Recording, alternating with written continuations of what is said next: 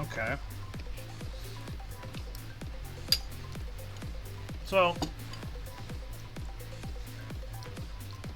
Nico might disagree with me here, because Nico has more experience and advice to give than I do.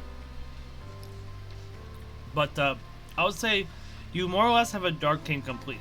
It should be known that Kamu, even though the game gives you everything for him for free except for resonances, he he uh, he is still a dark based uniframe.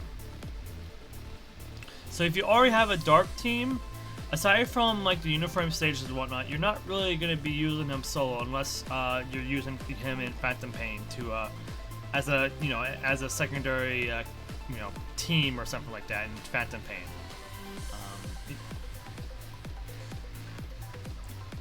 Because you already have a team that handles the dark element for you, or enemies that are weak to the dark element for you. That's why I think Nico's saying don't overinvest in him, because you'll have better dark units in the future to fill up your roster.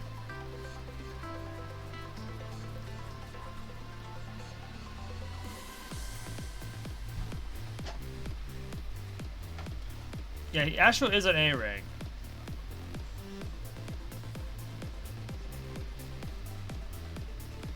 Watanabe's S rank is not coming out until next year, so.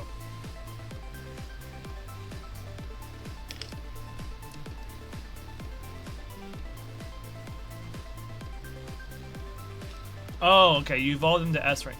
Well, he's still an A rank unit, but yeah.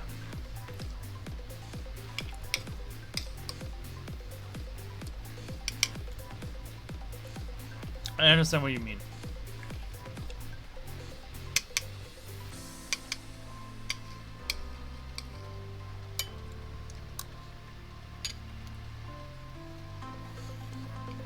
But yeah, we're on a side tangent because I'm doing the story right now. But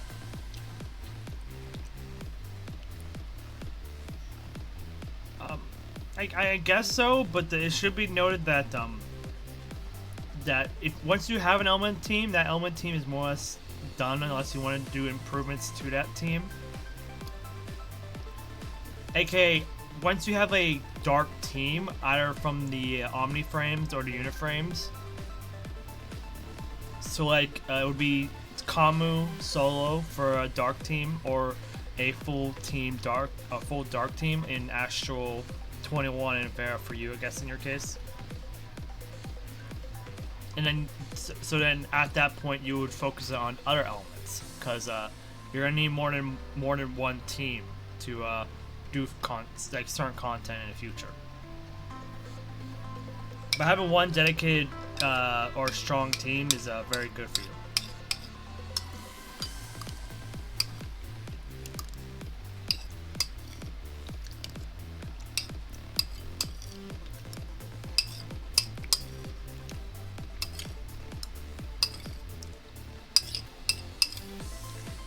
Give me one moment.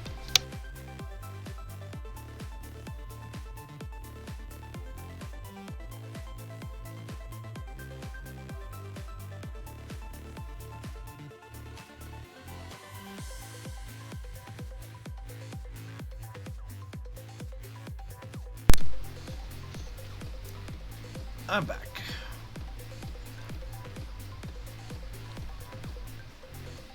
Regardless though, it's ultimately up to you if you want to build Kamu further or not.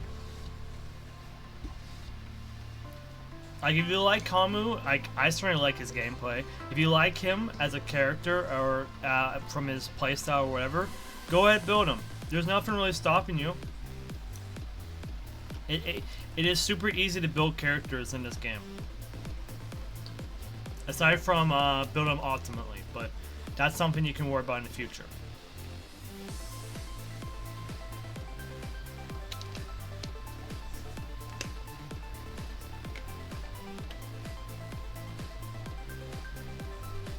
Low damage, okay. Then maybe that would be a good reason for you to get Kamu. You are making use of the Grey Raven's website, right?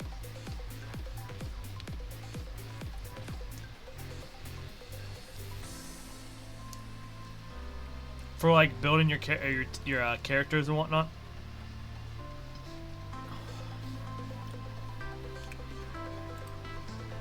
A sudden message from the loudspeaker interrupts the conversation and draws everyone's attention to the port.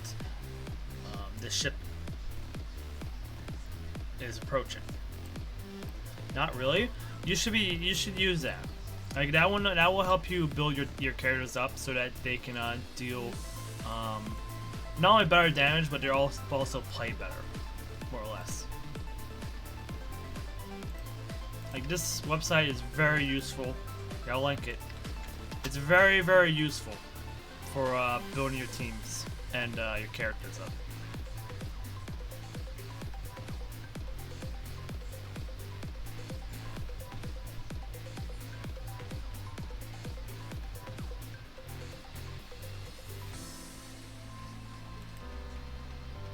Looks like a thorough investigation is in order. Might I ask your squad's assistant, Grey Raven's commandant? Sure, let's look together. This way. With the help of Grey Raven, we can better handle any emergencies that might arise. An almost animalistic siren peals through the ship, drowning out everyone's voices and the jitters of the crewmates. Docking time! Huh?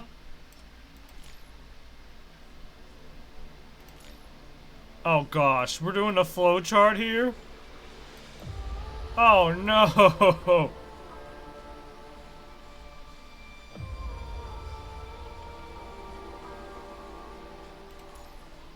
So we have to do 12-3 or an access here. Okay.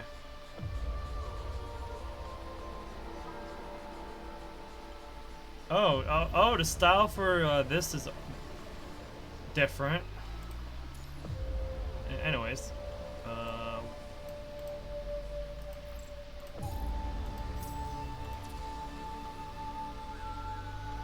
yep, that's why it needs a lot of serum. Branches off a lot. Oh boy. As soon as the ship docks, everyone aboard rushes ashore. Yet, sensing the uncanny air, the Kowloong crew shouts and stops the stampede. Not a single soul is at the port. No sailors, no mechanoids. Something is afoot. The same thought flickers through everyone's minds. Sherlock Holmes is on the case.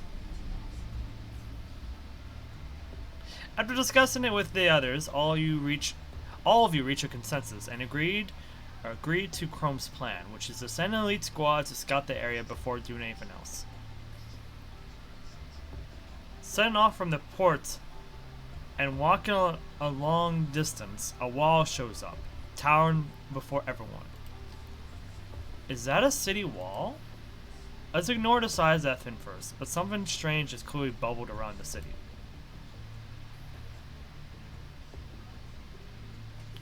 Oh, do you like the Shadows of Doubt streams flying in the moon? Is that why you're asking me?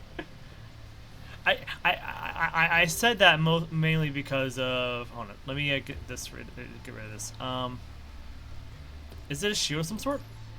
A rough scan shows us that the city is surrounded by an extremely powerful signal jammer, along with a layer of virus filter. As for what's wrapping around that tower, it appears to be some kind of light barrier.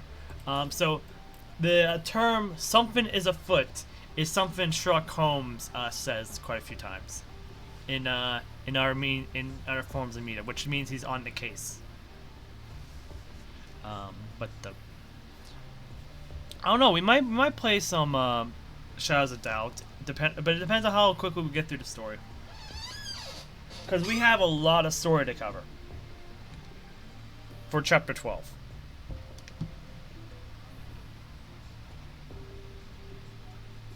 But yeah, I'm glad you're like interested in that game and want to see more of it.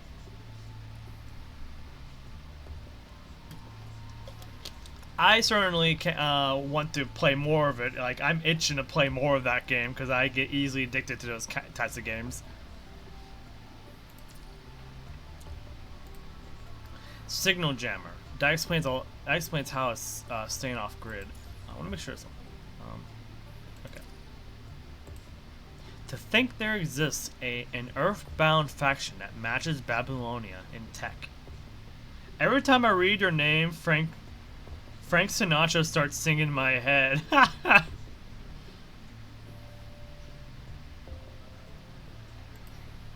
So what now? Do we go in? We're going in, all right. I'm just a little concerned about the situation. What situation? On our way here from the port, we haven't seen a single person. The port must have been deserted for a reason. And yet, on the surface, the city looks well preserved, enormous, but fully functional. What happens if I get their signature weapon? Whose?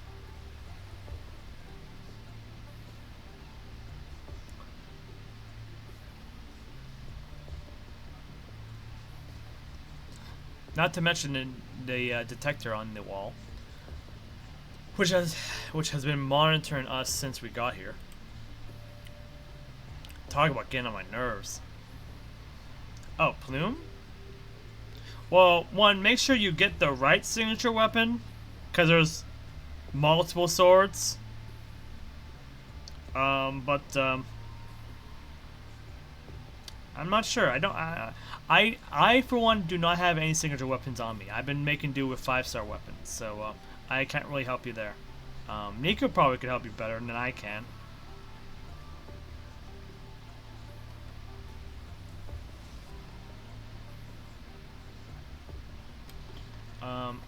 Or you can use the, well, I guess the Grey Raven's website is not really a good indicator of if it's worth using that or not, or if it's necessary. So what does this do again? Ice damage increases by 15%, damage increases by 10% for 5 seconds after 3 ping. Well, I guess cool, at least. It's a cool weapon.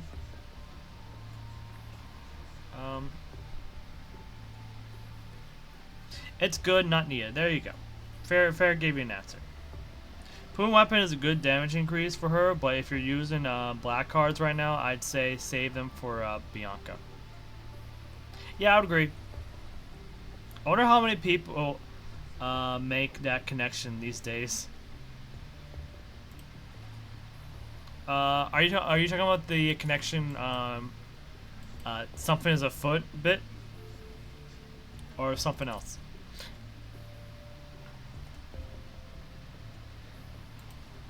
Hey, anybody in there? Hello? You're watching us, right? Instead of shouting yourself hoarse, shall we just enter and see for ourselves? Yazi, if you're here, what about the others on the ship? Given the circumstances, I figured it'd be best if I lead you into the city. Are you volunteering to be our guide? Only because I need your help too. Even I can't be sure what's going on in there. We won't make any progress standing here. Let's go in.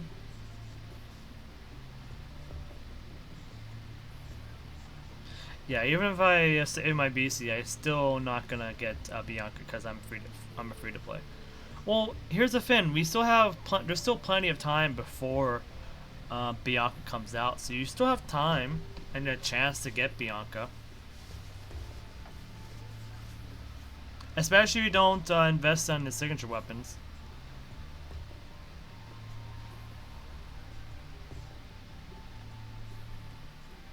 Like, if you start saving now, maybe at the end of Bianca's patch, you'll have just enough to get the guaranteed pity.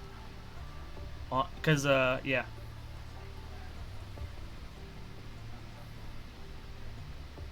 Yeah, just as Nico said. You can also, although I don't advise it, because it's spending money. If you're free to play, just stick to free to play. But there's also the monthly card if you're that desperate. But aside from that, You can most likely get Bianca because of all the story and other game mode BC. Yeah, yeah, fair's right. Like, there's still a lot of stuff you can get in terms of BCs and whatnot, um, especially as a new player, because you've only been playing for like 3 days, so you still got a lot of stuff to pick up for black cards and etc.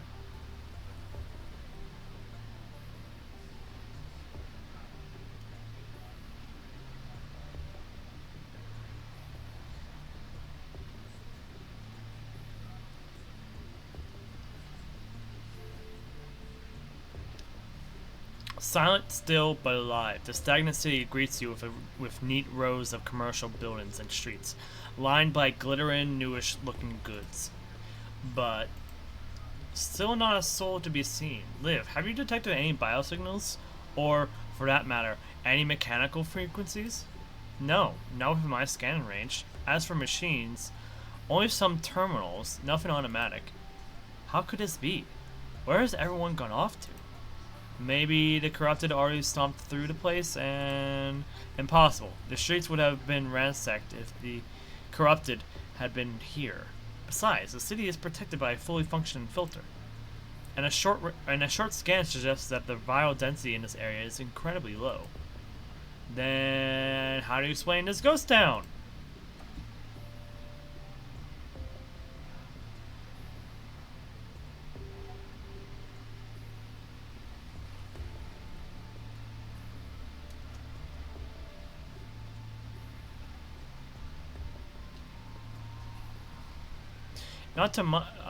Not much to explain. I relocated the residents to the core area.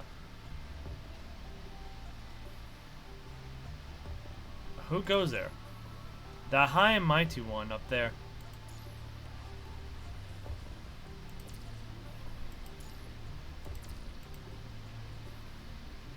Shu, Babylonians, a circus of Cretans, as expected.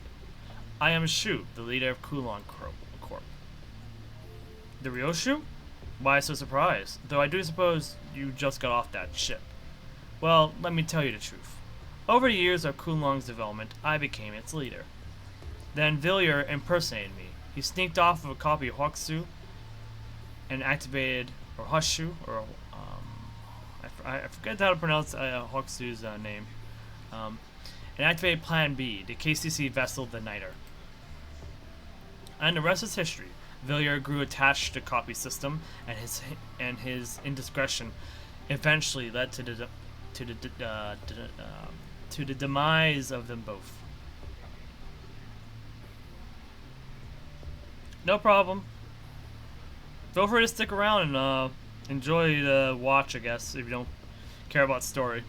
Otherwise, glad to be of some help. Hokushu came up with the plans for the city and the ship, and yet their sordid little peril. In their sordid little parallel, the other Hokushu met such a pathetic end. What a disgrace to Kowloong.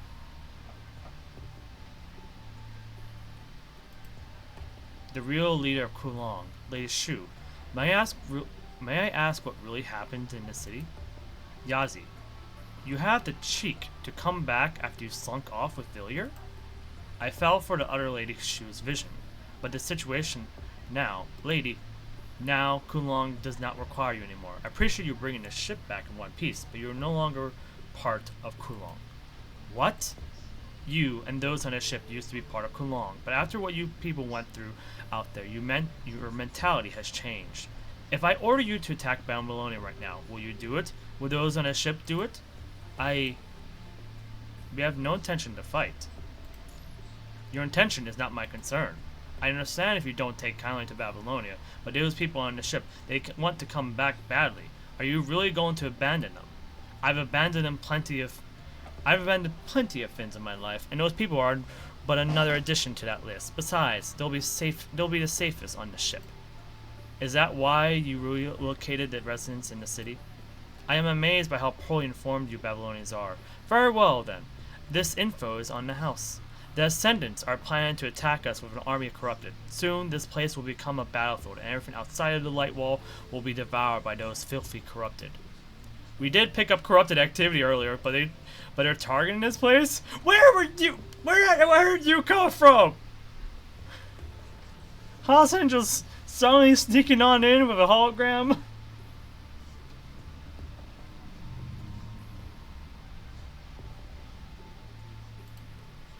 President? Sorry, it's an emergency. Using you as a relay for now. Ah, the president of Babylonia, Hassan. Never expected we'd meet like this. Allow me to apologize for the lack of decorum. It has been quite hard to contact you with what with the signal jammer and all. But enough about that. Are you certain of the Ascendant's plans? You're the leader of Babylonia. Is your dome piece for show? So what they're really after is a Gestalt tech in your hands. Huaxu? Huaxu is a Gestalt?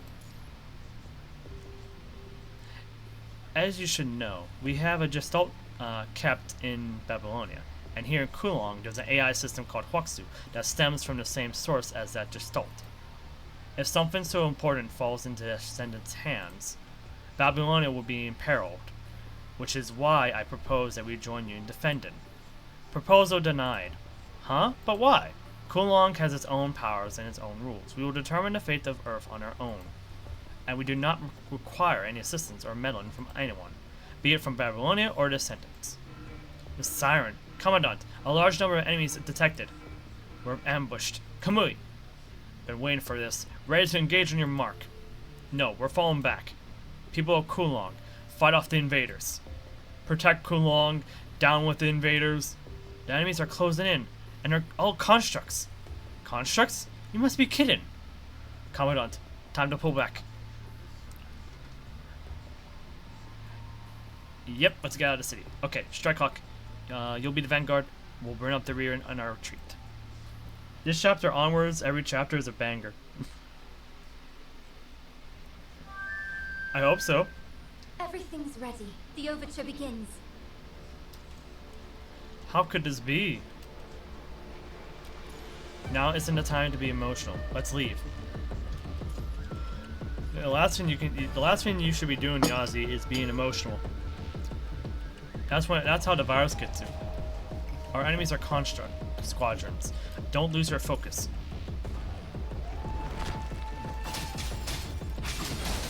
Next is developing obey, or you will be obliterated.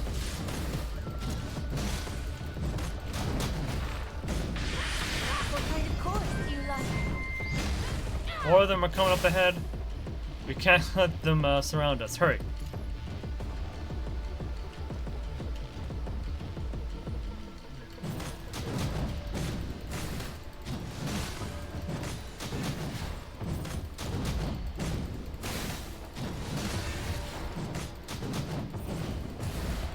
Hey, watch out!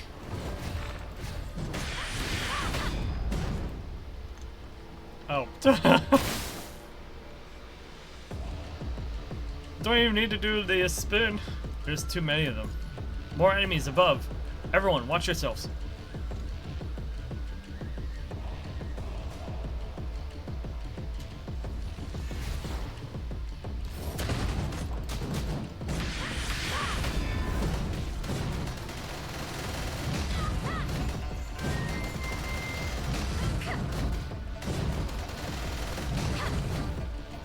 Wait, they dropped their pursuit?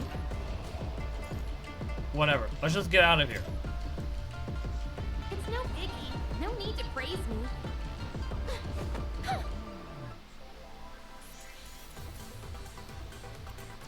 Oh, they give us the, oh, okay, I guess they always done that. 12-3. After 12-3, we open up this, which is 12-4.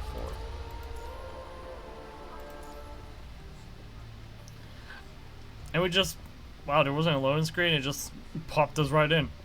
Just located Shrikecock and Grey Raven. They lost enemies.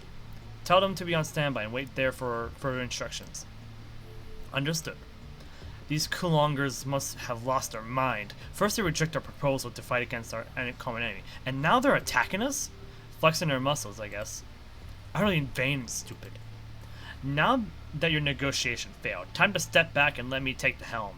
I'm going to dispatch an elite squad to bring back the AI to keep it from falling into Ascendant's hands. That will only lead to more conflicts with Kowloong.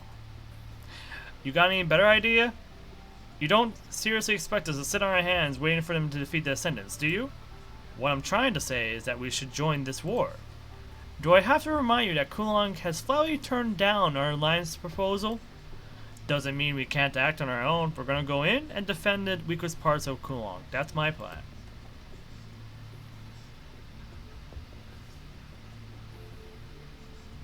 As he speaks, Hassan unfurls the map of Kowloong and marks the route Grey Raven just traveled with red circles.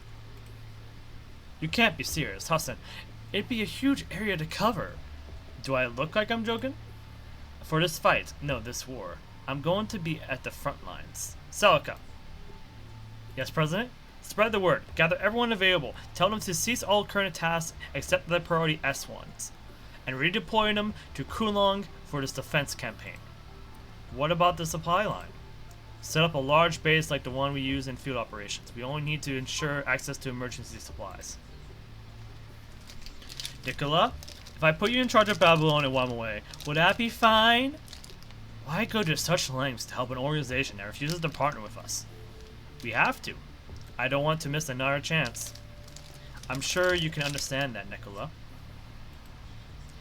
If we're going to fight a war, we need to mobilize every resource we have, Hassan. My thoughts exactly. Oh, they finally agreed on something for once.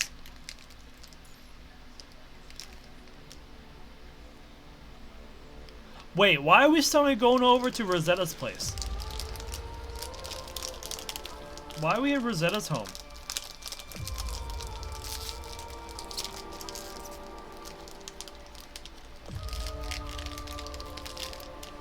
Is this like a filler chapter or?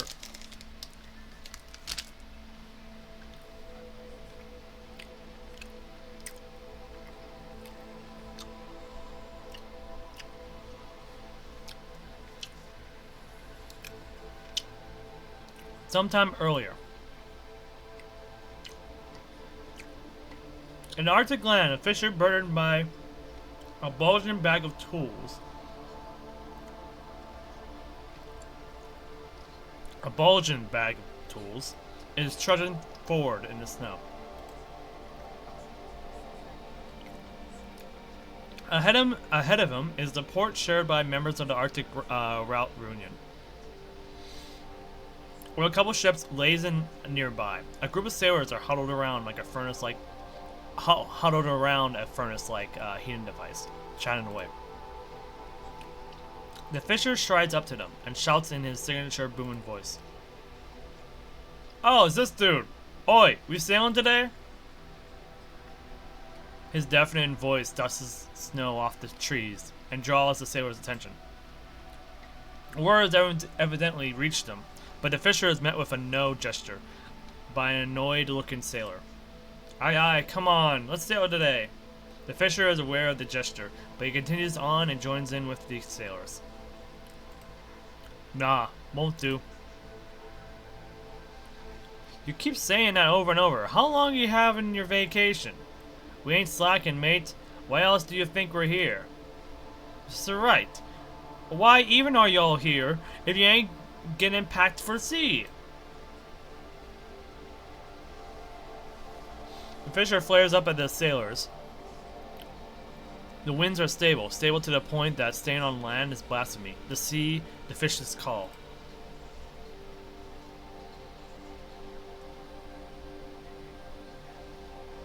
We have them Babyloni Bolognese now. Just jab one of them serums if it gets all viral like. Come on, let's board. Ugh, for the last time, no sailing today. The fisher was shaken and rattling the sailor, unable to take it anymore. The sailor stands and tries to reason with the fisher. I don't know why your fishers ain't sharing pipes with one another, but we've been repeating it. They're corrupted in the sea. There's always corrupted there, and we have them big fat cannons on the ship. Just listen. The corrupted in the sea's been hiving it up, getting all feisty like, and since whatever, them stray red eyes been banded all together in one place. Wait, isn't this what the Derek was trying to warn the group about? Or the people at this area about? Stray reddies. Even those from the no-man zones? Yeah. For some reason, they dived somewhere. Don't know where they be headed, but they're relaying it through the sea here.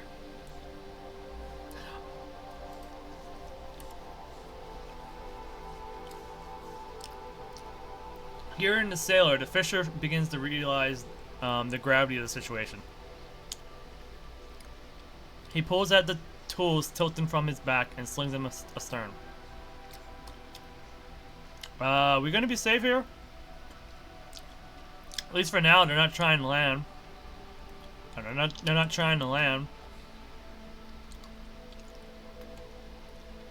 Simply showing it up here for before going somewhere else. So them corruptors getting fewer around here, eh? When they're done swarming it up in the seas, then we should be safe to go? I guess. It won't be possible. Interrupt the conversation as a spear-wielding Centaurus. Followed by a group of her kind. Just like the fisher, they're all bearing bags. Oh, forest guards. There aren't any of them corruptos here, eh?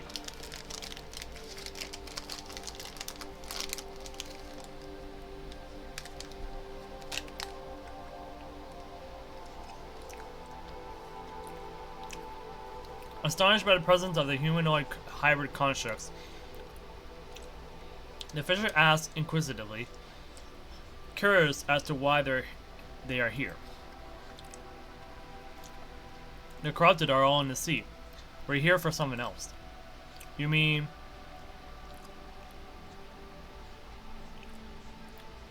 We don't know when the corrupted will be back, but this much we know. Nothing good will come out of it if they gather up. So can we borrow your ship, sailors? You tailing them red eyes? Yes, to find out what they're up to. I have a bad feeling about this. What do we do, Cap? Wait, that means this place ain't that far off from where Kowloong is at.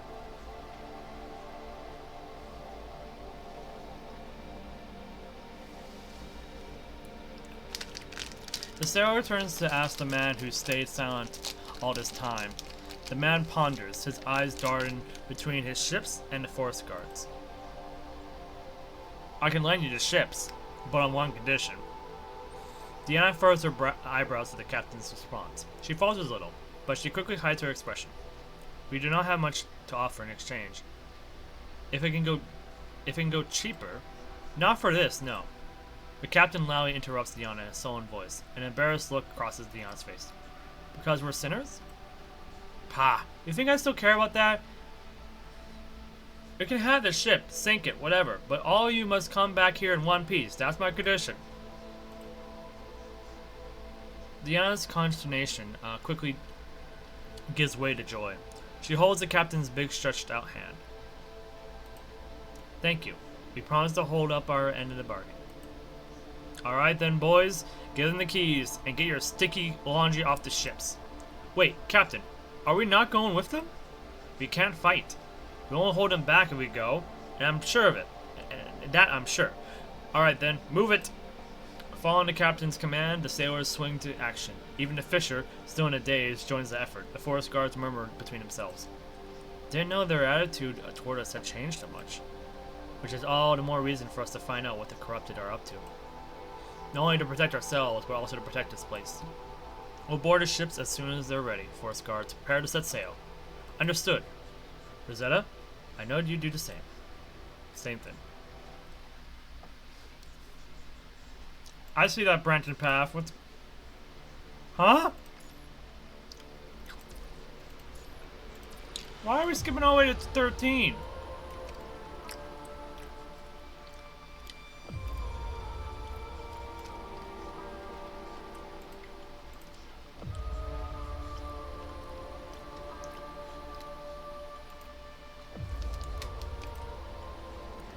Now I gotta go consult the Reddit again.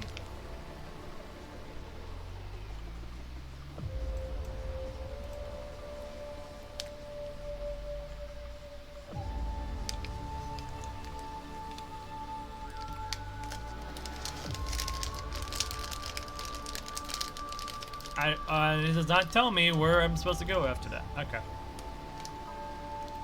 I'm assuming we go in order. Don't complicate it. We just go in order. And yeah, late night stream. Welcome, Risu. Hello, hello. Hope you're having a good day or night.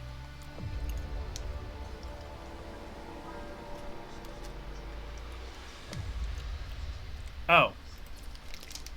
Well, yeah, I can. But I'm not focused on the bottom right or about the easiness of getting to the stages. I'm trying to figure out which stage is next.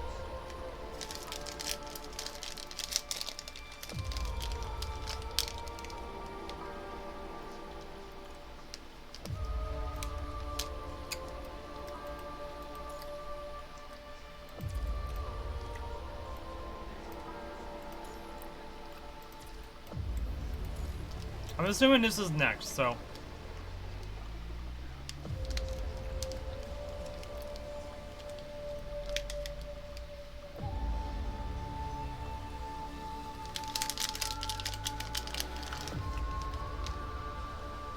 Don't think it matters. Hopefully it doesn't. Maybe it's just a combat stage. I'm gonna do 12-5 just in case. Oh, different perspectives. Okay.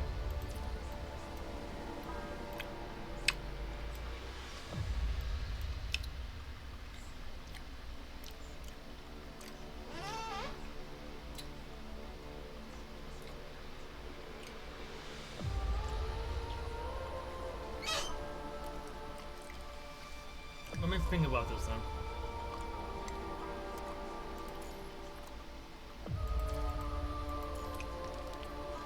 Alright, we'll go through this and then we'll go into that.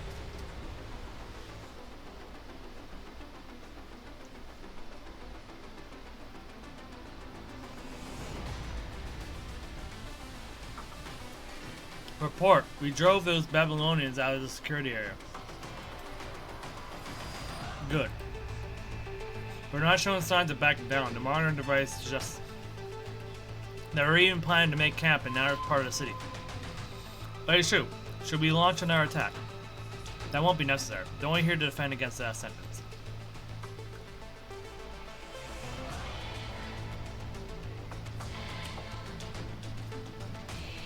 So, are we going to join forces with them? I don't see them as our ally. We'll deal with them when the time is right. Understood. So they too will be our enemy. Is that what I should tell others? Yes, and be quick about moving the artifacts and other exhibits.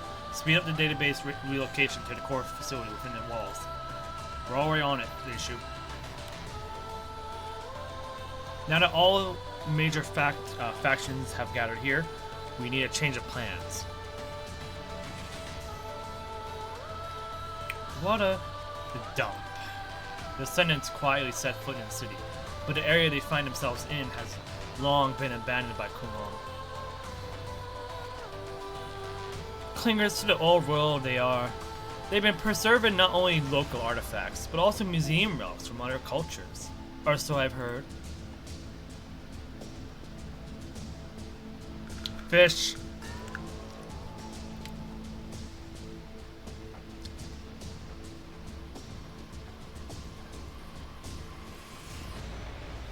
Mm-hmm. Never saw the point of that, though. The value of a collection is defined by the collector. Outside our eyes and words matter not. Is that one of the lines in that book of yours, Gabriel? Yes, Miss Luna. You'd have to lend that book to me someday. The corrupted slowly make their way through the opening and gather behind the Ascendants, praying, worshipping, waiting. They know not what is to befall. They know only that they follow orders. Quite pitiful numbers, but sufficient, hmm?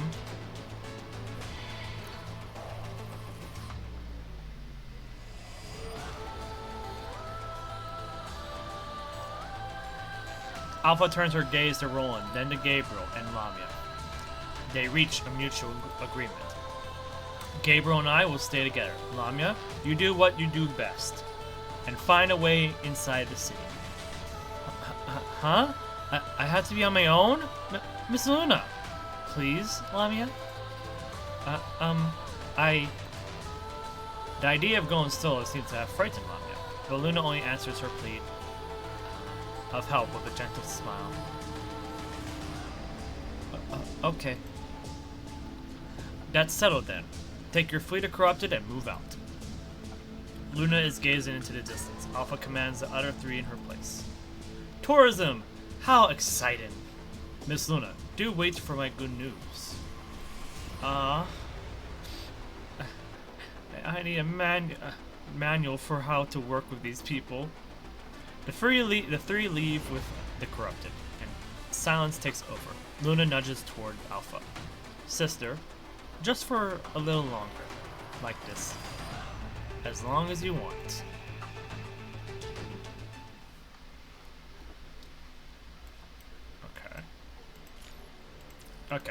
Okay, you're right, it doesn't matter. Kinda.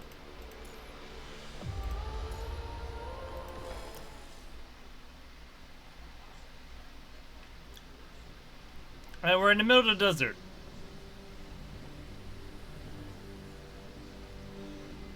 Somehow we ended up at the one of the train stations for the internal engine.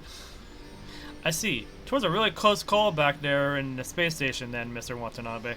I thought you were going to ram right into that virus ball. Same here. That was the plan, too.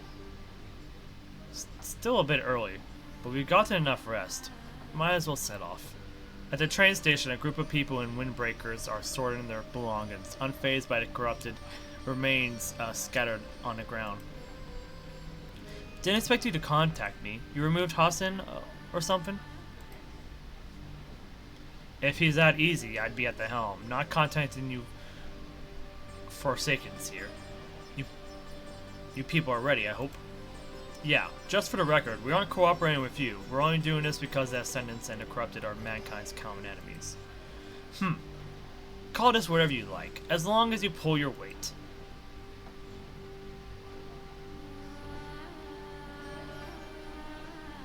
So, how do we get to that Kowloong place? You gave us the cords, but we don't have any flyers left after the space station. That's why I had you rally here. Oh, I see.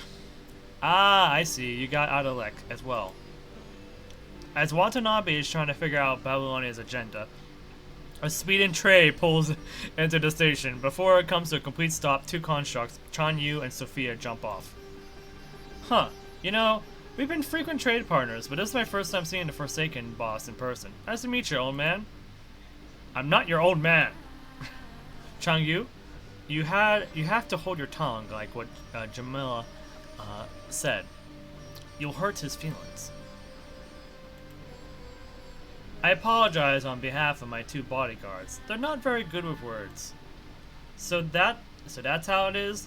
Adalek's in cahoots with Babylonia and getting all prickly about us Forsakens. All thanks to that little train rendezvous. Playable Jamila when when she becomes a construct. She's still human as far as we know, right? 'Twas a diplomatic joke to lighten the mood. Surely you understand, right? A bunch of rotten schemers you all are. I said it before and I'll say it again. You people should be rounded up and ruled with force.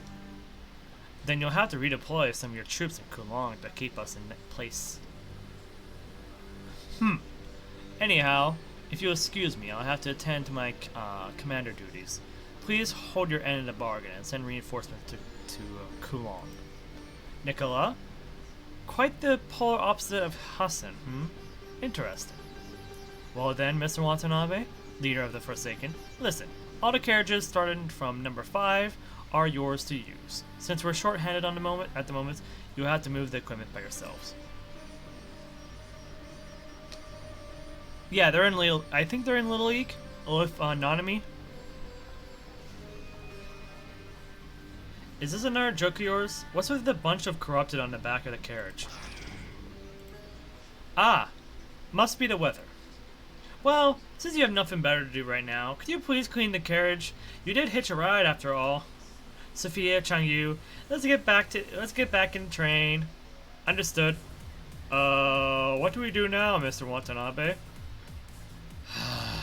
What else? Grab your stuff, let's get cleaning.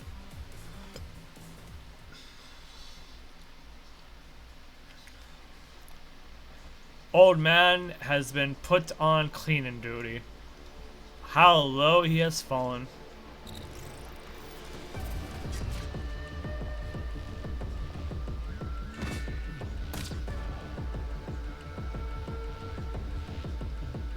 Mr. Watanabe, stay vigilant. These heteromer cubes are all potential threats. If I'm right, there must be quite a few corrupted around here, linked to these cubes. They must be the remains of that gravity core. They're adapting to Earth's environment. Well, that's not good.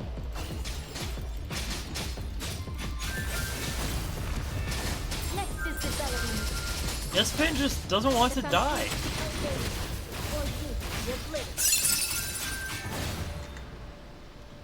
Thank you for the follow, Zara Kashi? Akashix?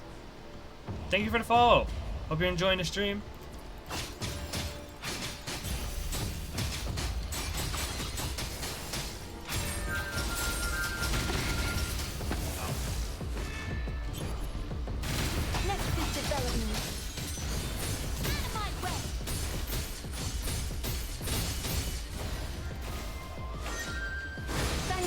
Appreciating the cadenza. These heteromer cores are gonna be interesting. I'll knock you lowly stones away! What kind of cores do you love?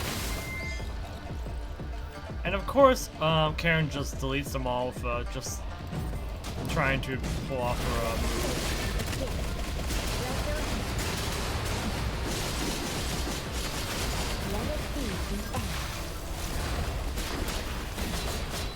This is the power that of works, the I guess. Ascension Network. Understood.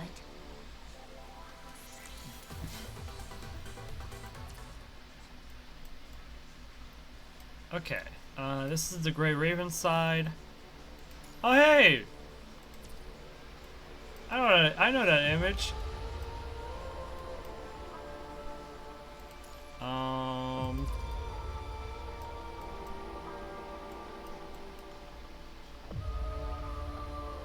So this is where the Grey Ravens are at, and this is probably the Ascendants again, right? Oh, this is Strikehawk. Capped. What was that explosion? Must be the corrupted self-exploding, but it doesn't seem to be doing much to the Kowloong walls. Sounds of explosions are even reaching Strikehawk's position. Tasked with defense and not vanguard duty, the two can only stay put and be on standby. Oh, Vera's here too. And we're no longer looking at Beta Vera. This is real Vera.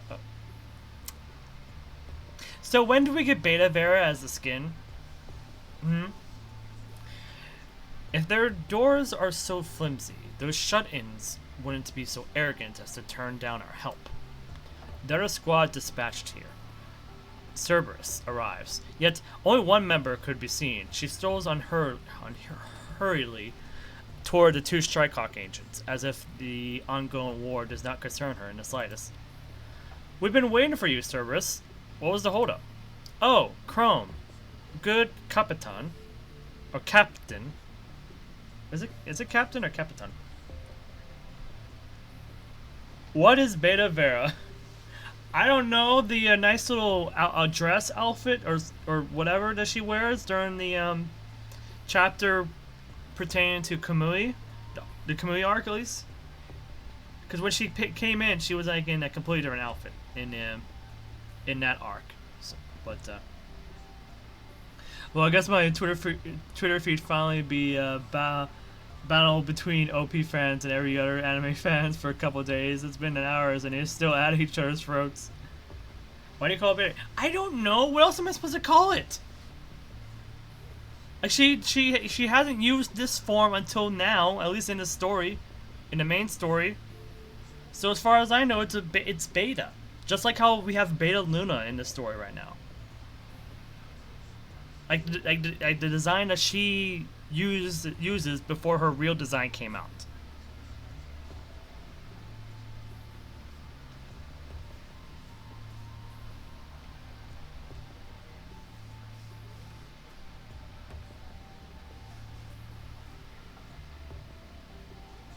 What do you mean that's not how it works? What else am I supposed to call that outfit that she's wearing when we first got introduced to her in? Like, she's not in her frame or anything. She's in a completely different outfit when we met her previously in the story.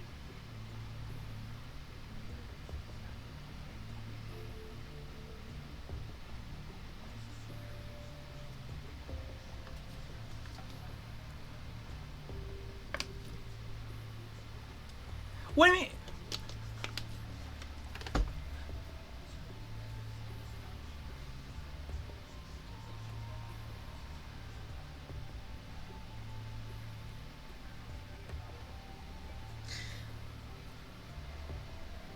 For the record, what do you mean? What do you think I'm referring to as the beta right now? But the other outfit doesn't even exist. It doesn't exist as a skin or anything. So what else am I supposed to call it besides the beta outfit?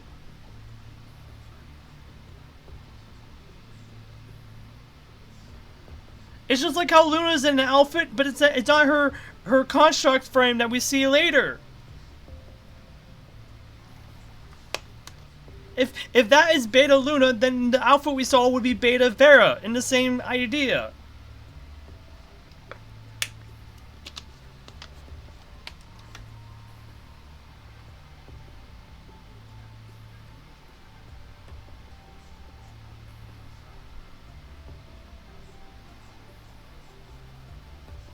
Hold on. Okay, hold on. Oh, Chrome, good captain. Do I really need to answer that question? Redeployment orders are supposed to be executed without delay. We'll get back to this in a second. To be executed without delay. Hold on a second. Where are your other two members? They're supposed to be here with you. Vera's two teammates are nowhere to be seen, but Chrome's well-grounded observation does nothing to the devil may care smile on Vera's face. Of course we know about the rules. You got a problem with us not following them? Then why don't we duke it out here? Hey, yes man? There's Noctis. Why are you on comms? Are you nearby? You aren't even here. I'll do the duking if you really feel the need for it.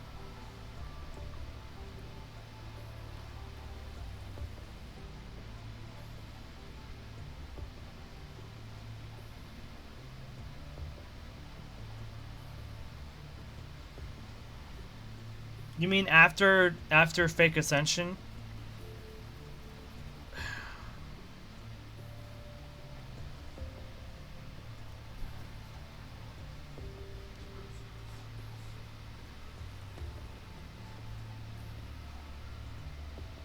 Then I want to make sure that I'm not the one who invented the term Beta Luna. This very chat called her Beta Luna, so it is not even my fault.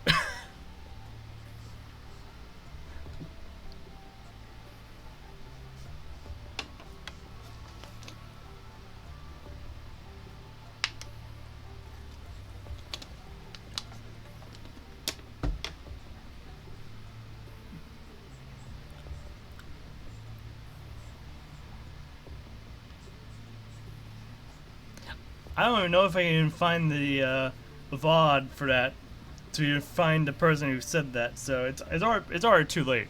It's like that's like weeks ago when we did the earlier chapters in the story.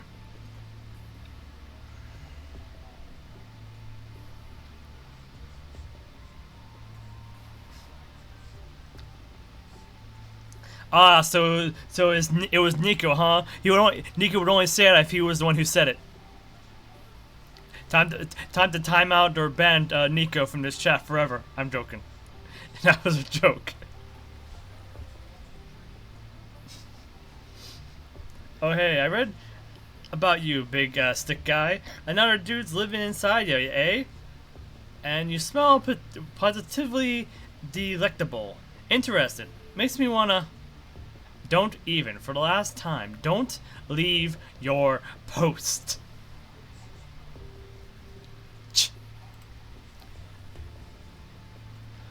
What post? You have another mission?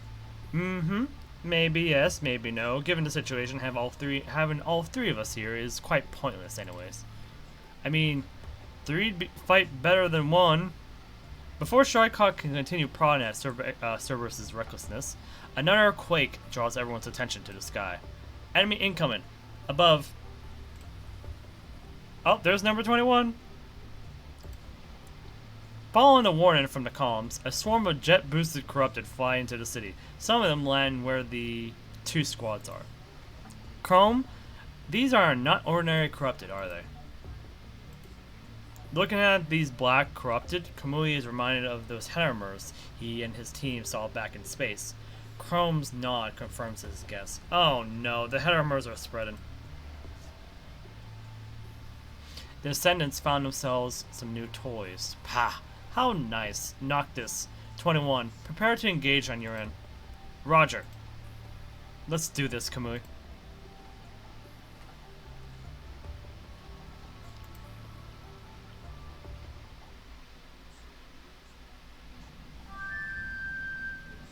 Everything's ready. The overture begins.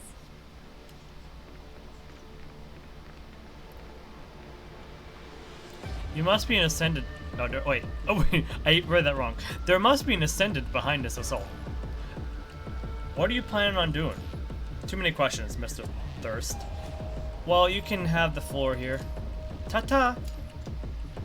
Why so close?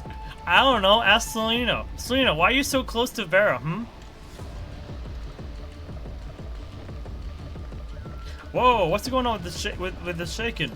The tremors are coming from above? Did we already go through this scene before?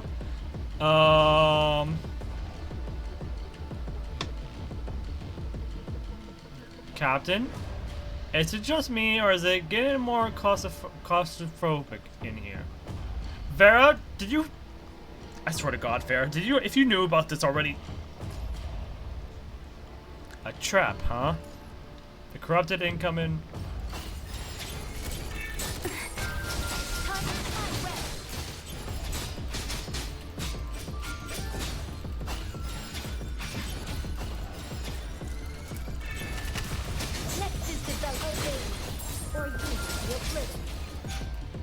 Starting up again.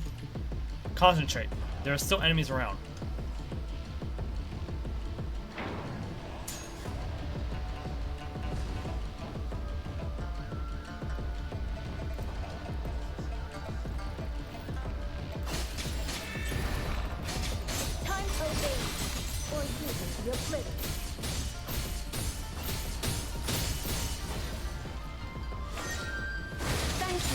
Appreciating the cadenza. Oh, it's done squishing down on us. Ha! No, it's building up speed and accelerating.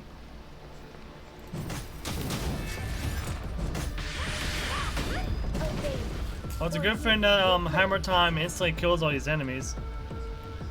So no problem at all. Cap, it's gonna fall.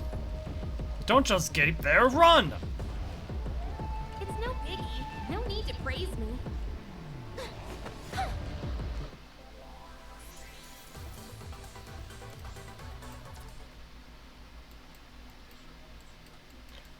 The difference between Snowbreak's in-game dialogue and this in-game dialogue. At least it doesn't move before I have a chance to read it.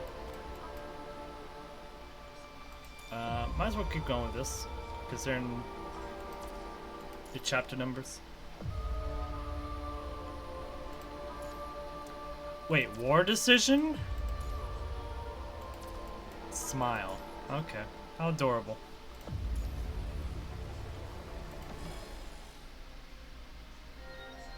Gabriel, how fares thee? Not much progress. Kowloong is more powerful than we thought. And as far as I can tell, Lamia is having trouble as well. Hey, I can speak for myself. Why am I getting bullied even on the comms? Sorry, I did not intend to offend. I hate that so much in Snowbreak. I skipped every chapter after 4. Yeah, like half the important dialogue for context and whatnot is stuck in the in-game chat and in-game dialogue, and it goes by so quickly I can't even keep up with it anymore. I end up sometimes getting lost in where I'm at in the story. Like, so what are we doing here? Why are we doing this?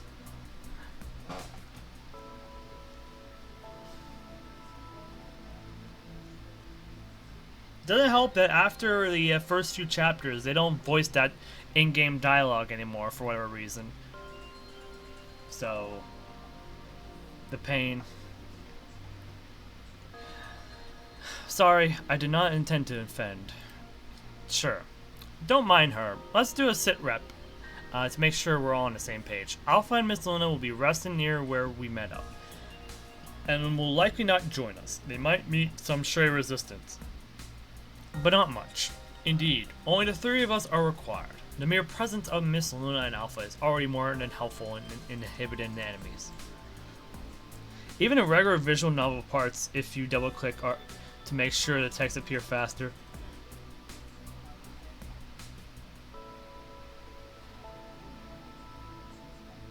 You have to go to log to read it if it's longer than 2 lines. Yep.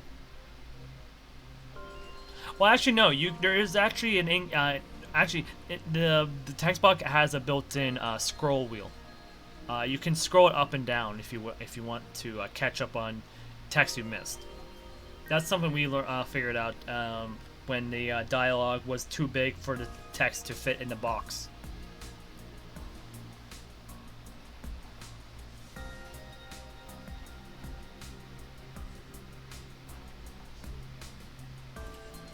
I mean, I can't blame you for your instinct to go check the log box. I would have done the same, but the first one I did was to test if I can scroll it up and down, and you can, but without having to go through the log box or log menu.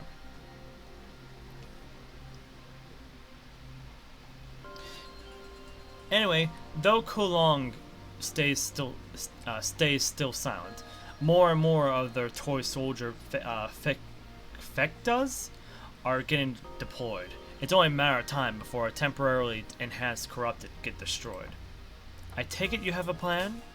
Since Kowloong's constructs don't have inbred devices, we can take advantage of our abilities as Ascendants and spread as much of the virus as possible. When we have the place all fogged up, they'll become our little puppets. We have been spreading the virus from the start. The effect might still take a while to show. Which is why, until then, we stay on the defensive and play for time. That's the safest strategy. That might contradict Miss Luna's plan, though I do agree with your suggestion. So what else are you trying to do, Gabriel? I will mount an attack and spread the virus at the same time. You two should act as you both see fit. Oh, speaking of Snowbreak, maintenance is in 50 minutes. I think if you care about dailies and stuff. I'm taking a break from Snowbreak. I'm just gonna wait until tomorrow. Like, tomorrow is when the new update is out, right? So, like, I'm good. We'll start fresh tomorrow.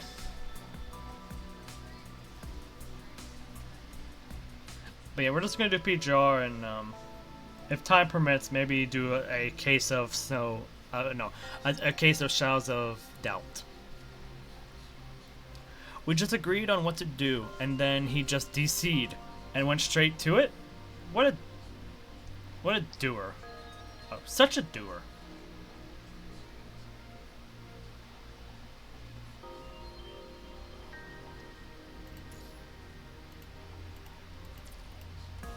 That's just how he is, Lamia. Don't just... Oh, that's just how he is. Lamia, don't slack off just because Gable's doing more than he is in his share. We can't hold out for long without Cerberus. Captain, any luck in contacting him? We have a channel linked, but it's radio silence over there. Don't know what's going on in their heads. Kamu is saying that they must have their own plans. Kamu, you can converse with him now? Well, it's kind of like talking to a wall most of the time, but every once in a while he does give me some tips. Tips? Here's one. Ready your weapons.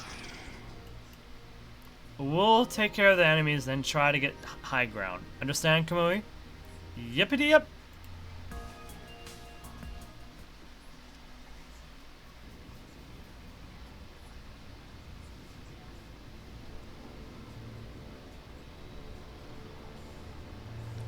Oh, this is interesting.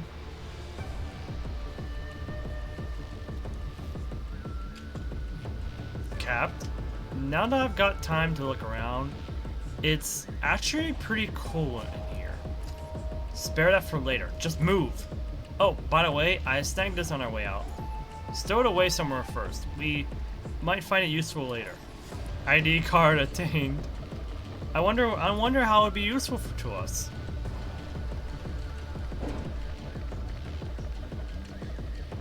Corrupted incoming. The Fantasia begins. Hot red. Blast propulsion, fire!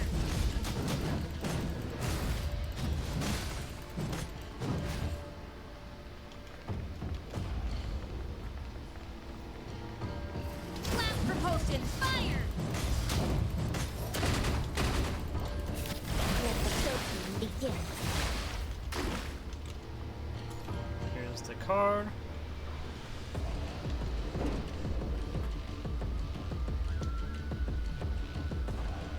Oh, do I have to go through? Oh, yep, gotta do one of these. Damn! I'd be a Kamui pancake if one of those dough rollers run up over me. I see some platforms around its sides. Let's advance using them as temporary shelters. Wait, did I hear enemies?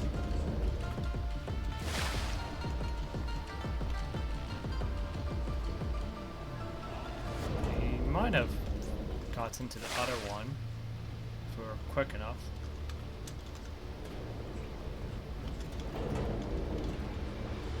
Especially since it gives us super speed.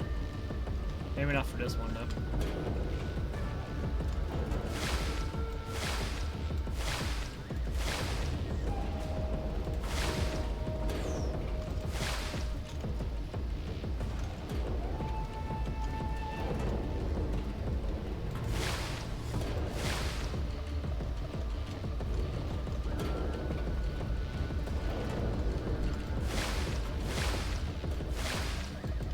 Oh, what's it? Oh, okay, thank goodness.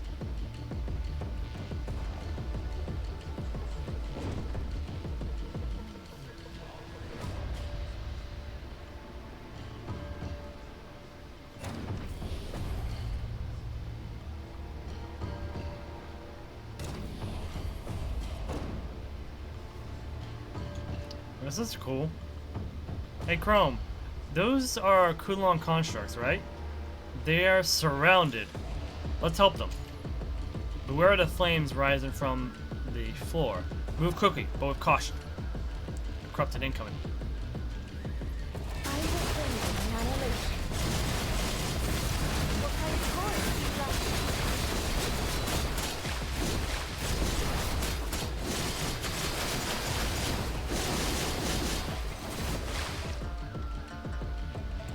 like? As a restrained Fecta. Never thought I'd be rescued by some Babylonians, but I won't take you as our allies just yet. We have all the time to fight after the war, but right now there are more important things to worry about. This is the power of Ascension Network. Understood.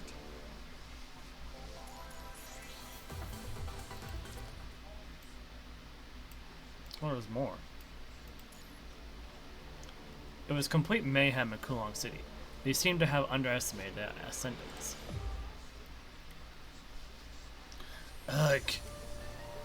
Monster. Wait, what? Kowloong, Babylonia. An abrupt tremor seizes everything, rendering members of both factions all paralyzed on the floor. I will pray for you. The culprit, Gabriel, saunters down this littered path. His black-clad figure casts an enormous shadow on the ground, but his footsteps remain soundless. Gabriel is more than aware that the constructs are still conscious. His attack only partially disabled their functions. The constructs are all struggling to get on their feet, trying to exact their revenge. Yet that is more than enough. Gabriel would not kill unless necessary. Not in the least. But he would not hesitate to do it for Luna. For Gabriel, Luna is the symbol of the world spirit. The whole something he would give his all to defend. This light wall must be some kind of protective shield. Gabriel stops before the light wall, hoping to find a way through it. As thin as the wall seems, Gabriel knows better than to take it lightly. Goddamn corrupted. The corrupted that followed Gabriel into the city are tied up with the remaining squads. Summoning the corrupted over might complicate things. So Gabriel turns his gaze instead to a construct that is glaring at him. Sorry. What are you doing, you degenerate freak? A monstrous hand reaches out from Gabriel's undercoat and plucks the construct up. Ignoring the construct's curses, Gabriel studies the light wall, and finally confirming the fatal spot, he rams the construct into the wall. Arg! Like a toddler abusing a toy. I don't know what I was about to say. A stoy. I don't know what the stoy would be. Gabriel slams the construct over and over at the light wall. Very quickly, he realizes the true nature of the light wall. It is a force field made of light, serving a defensive purpose as well as an offensive one. The spasming, scorched construct in his hand is the evidence. I see. Then this shan't be difficult. Greater force can create an aperture, and then the laser generating components can be destroyed from within. With that, Gabriel tosses aside the broken construct and aims his hand at the light wall. More explosions, Captain. That came from near the core area. Also, Chrome, you're missing. Is the wall being attacked by the corrupted? Let's go there and find out. Yeah, we'll take the shortest path. Okay, well, Gabriel's getting closer. Wait, story event? Oh, we have the ID. Oh boy, so this is definitely now a flowchart. It's officially a flowchart now. All teams from C to H head to the west entrance. Remember, do not enter Kowloong's security area or you'll be attacked. What about the support force? The supply line needs to be flexible. Every squad will have a support force agent acting as a go-between. Any more questions? Everyone seems nervous. Are you nervous? To be honest, I'm a little afraid, but I'm not going to let it show in front of you and others. As time passes, more and more contract squads land in the area in response to President Hassan's call to arms. Meanwhile, all sorts of combat facilities are being set up near the port. Though battle-hardened, none have been in a war of such a scale. A mix of nervousness and excitement quickens everyone's steps. Hi, Delson.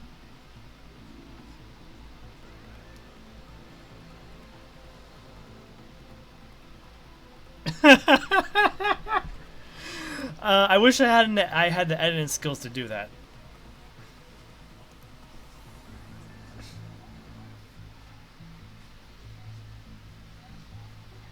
I'm pretty sure people would appreciate that when I upload onto YouTube. Like, if they just want to see the story. But even no amount N would be able to fix the fact that there is some times where I am doing other things while we're in the middle of dialogue or talking about things from the chat. And yeah, we do fair. It's halfway through the chapter 12. We have to stop and then do the hidden chapter in order to continue on with this chapter. We're up against not regular corrupted or just one ascendant, but a well-disciplined army. We would stand a better chance if Kowloong agreed to ally with us. Let's give it another shot at convincing Lady Shu. Make her see our side of things. You know full well that's not possible. I suggest you stick to the plan and defend our rear. The area behind us is covered with field operation facilities, and so unlikely to become a battlefield. Still, there's no telling what will happen. But this is our home. We should be the ones fighting at the front lines. The rear lines matter as much as the front lines. Thank you. If that's the case, then we shall follow it. You can count on us to keep the rear safe. Grey Raven, right? Your squad R. R for Raven, right? Please head to the east entrance when you're ready. Understood. Thank you. Elite squad indeed. Very cooperative. Do you think we stand a chance? I think we do. Otherwise, the president wouldn't have summoned all of us here. Plus, Kowloong seems to still be hiding a lot of constructs. We should have the upper hand against the corrupted. So the key hinges on us defeating the ascendants. Anyway, I've sent the route map to your commandant. Check it for yourself. Oh, there you are. Oh, so this is what you left the Strikehawk squad to do. You just came over to say hi to us. Anyways, Lee, it's your time. It's your girlfriend. Go ahead and handle her, please. Vera, dressed differently than usual, suddenly shows up amid the crowd. From the ID and the design, the outfit seems to be her actual combat frame. Vera? What are you up to this time? Nothing. I'm just checking on you after I saw the dangerous thing Asimov prepared for you on this plane? Oh, no reaction? I see you don't know. Guess that little toy remains just a little toy. Shame. Vera, get to the point. Maybe I'll tell you if you live through this. Get lost. Now, I know you're both a married couple and all, but it's not good to fight. I can't wait to meet the other Cerberus members. How do they stomach this woman? Well, at least she left peacefully. Commandant, let's leave and get to our destination. Yep, get along with everyone. Better leave this place before Vera changes her mind and comes back. Hold on, just one thing before we go. Did we miss something? No, nothing like that. Guys, can you extend your hand like this? Okay. Thank you. Lucia, Lee, can you do that too and line our hands together? Like this? Other hand is fine, right? Yes, that'll do. At Liv's request, everyone holds out their hand, forming the shape of a 4-leaf clover. I've never tried this before, too. So, please stay still, everyone. Then Liv takes a marker out of her medical bag and slowly draws a strange pattern on the back of everyone's hands. This is... a smiley face? The lines might be a bit shaky, but you can tell what it is. The smiley face represents our belief that we will always be together no matter what happens. It's as simple as that... Huh? And then there's a blast that puts everyone apart. Eldritch Signs. That would have been a funny option to pick. Sound of explosions from every direction. Commandant, Liv, Lee, we gotta hurry and get to our destination. And the war begins, heralded by the sound of explosions. Who fired first? Who marched first? They no longer matter. All that matters is that the war has begun.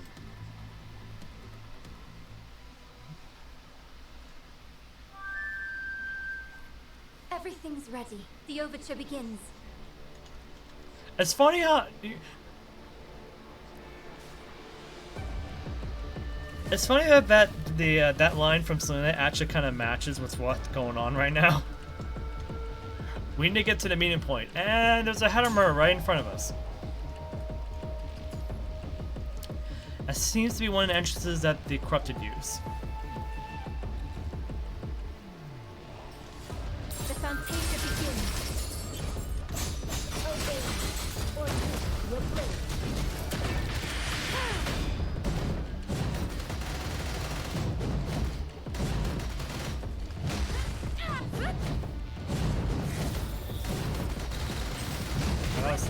That was pretty funny.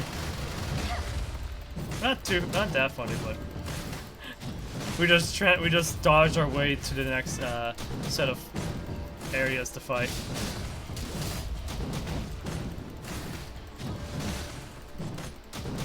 Wait, what's that over there?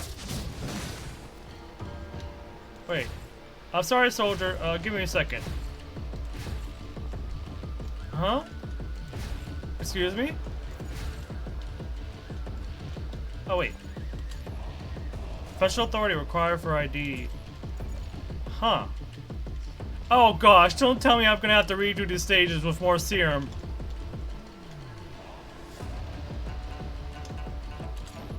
You're badly wounded. How do you feel? No problem at all. I just need a break. You keep going where you need to be.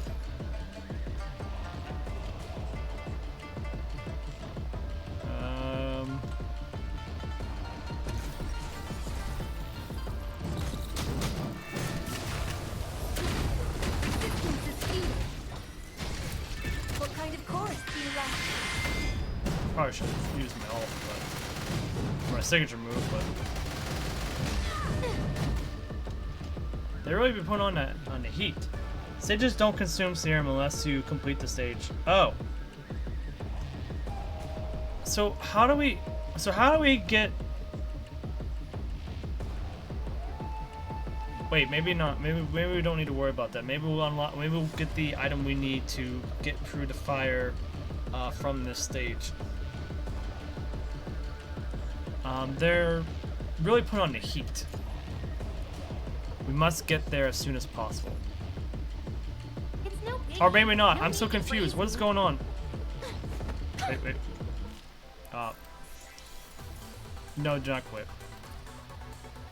Well,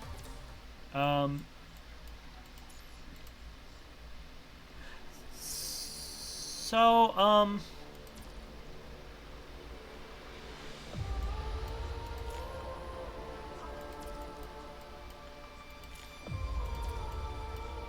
12-2. Oh, we haven't. Wait, what? Oh, hidden story, stage 2. Okay.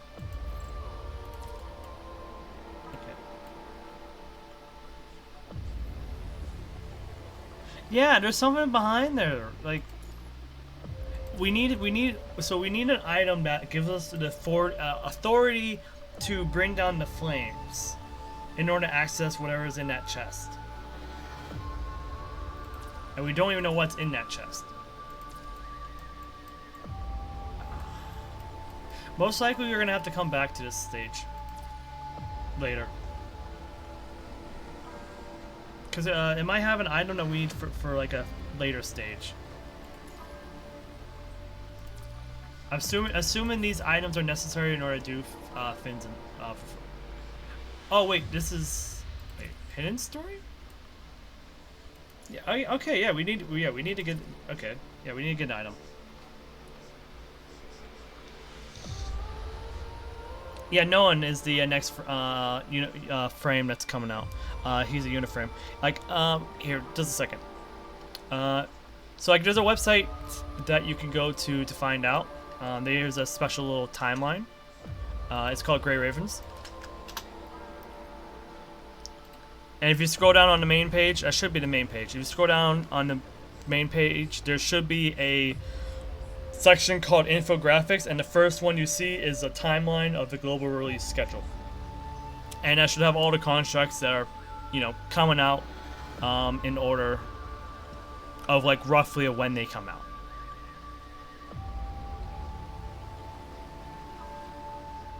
So that will update every few patches. So, but for now, it's more or less up to date. Yeah, no problem. Glad to be of help.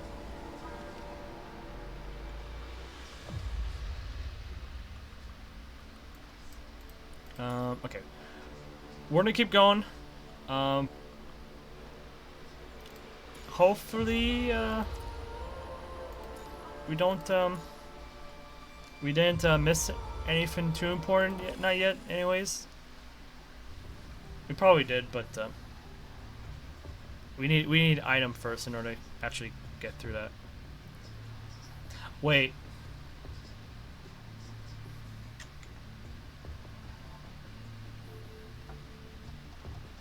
Hold on, I'm gonna skip this real quick. I'm not skipping the story. I'm just skipping this real quick. I wanna check something real quick. So I'm gonna skip through the dialogue as quickly as possible. Oh, right.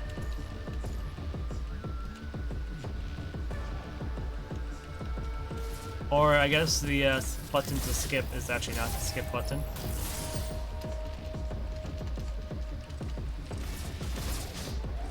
I'm trying to, but I can't quit out of stage until I get to this point.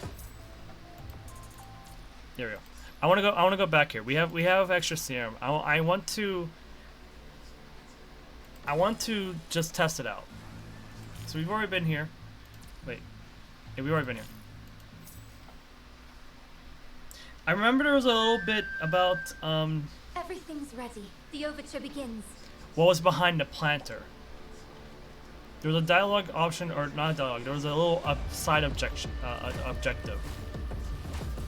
that said, what's behind the planter?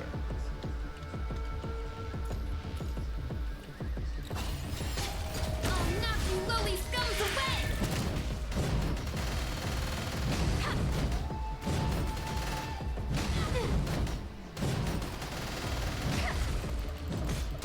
I saw it like at the last second while we were in the end stage screen of that. Oh, I see it! I see it! Blast propulsion, fire! All I can say is thank goodness Chrome gave us a birthday gift.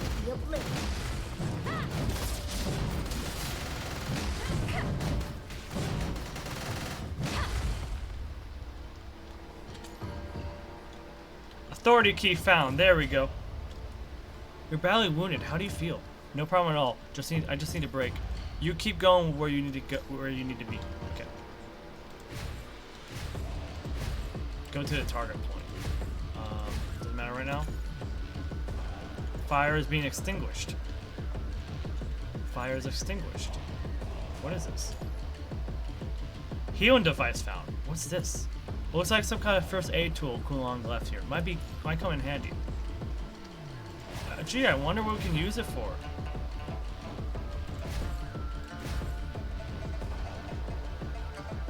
Definitely not to help the soldier. You found it downstairs. Do you feel better now?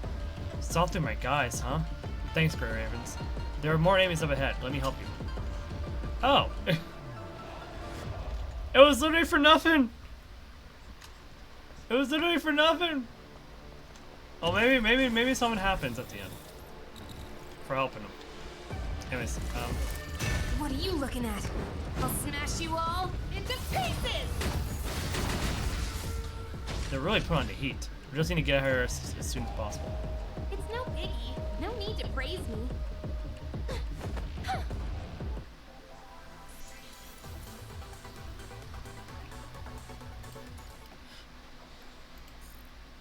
Oh no, but we get to keep the healing device. Okay, that was worth it. That was worth it. Even if we are gonna have to use up a vial, that was worth it.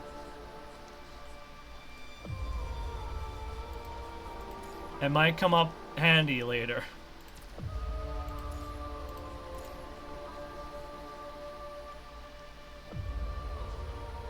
Gosh, how much stuff did I miss already?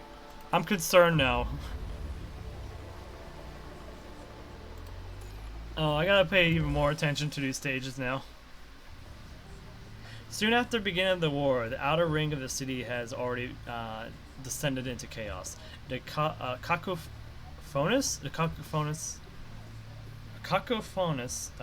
shrieks of the corrupted and the clang of weapons are the only fins that fill the air.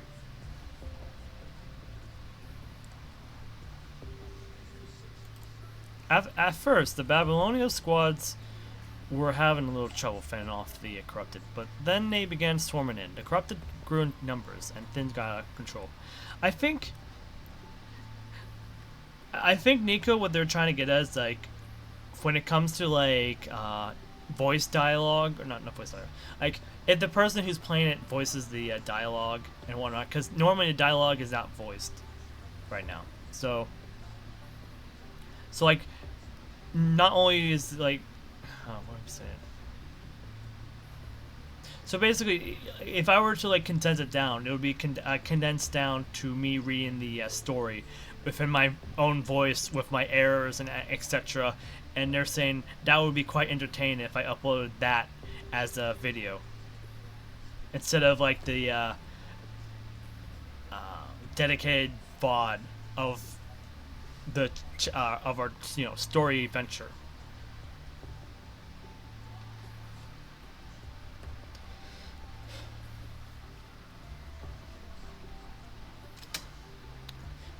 If only I still had a weapon.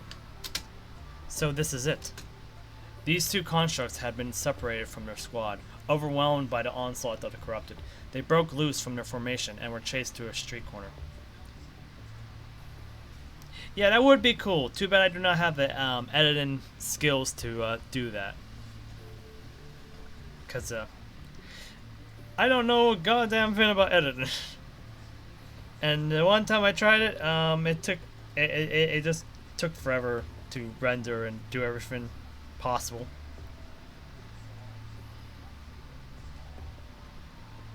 Besides, I'm not expecting this to be that short of a stream to condense it down and edit it. That's for sure. Someone should get an AI to voice it. Please, please, do not mention that to me. I've already had enough of these AI voiced lines. Not that I think Snowbreak does it, but like the beginning parts of it where there is voice dialogue, it just feels so quick that I can't help but think it's AI sometimes.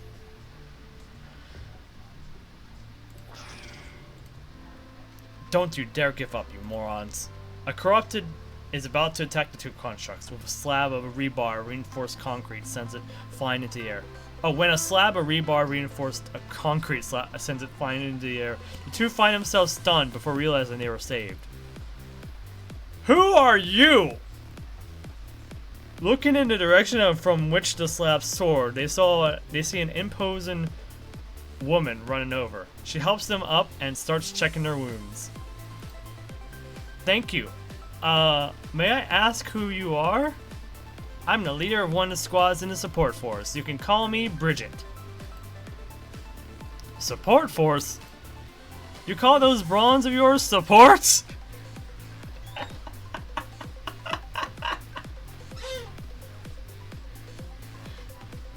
Yeah, don't you know? This, you never know when you need some strong arms. That's some good support. The word support force induces innumerable questions in the two constructs. As far as the constructs know, the support force is made up of rank-and-file soldiers or new recruits. That a construct as powerful as Bridget can be a member of the support force is beyond their wildest dreams. Well, somebody's gotta do the support work around here. Does she have like butterflies or flowers in her eyes? Bridget seems to have been used to questions like this. She tinkers with the constructs as she replies. Yeah, fair point. So if she ever becomes a construct, her main weapon is concrete and a rebar that's reinforced with concrete or something like that. That's really her weapon. The two constructs half nods hazily. Right before fixing them up, Bridget hurries off. Boss, Grey Raven and some of the squads have arrived at the interception point. Then let's hurry and move on to the next reinforcement location.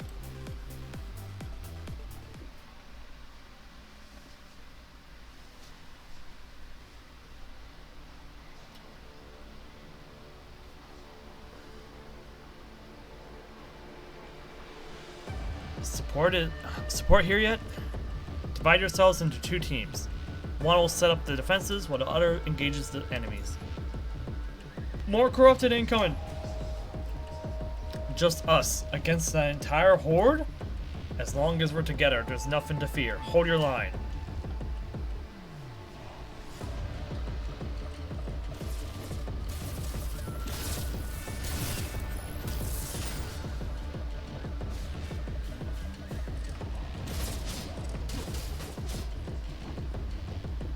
Yes, we have arrived at okay, never mind, they do the same thing as Snowbreak. I couldn't read on his lines. Regardless, she was rushing in to get help the group. Basically. That's what I got from those lines. The Fantasia begins. Next is development. My way.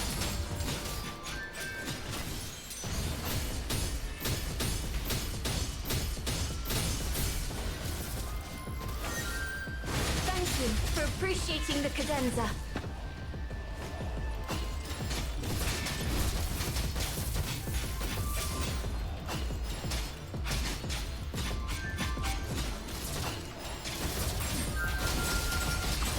Next is development. My way.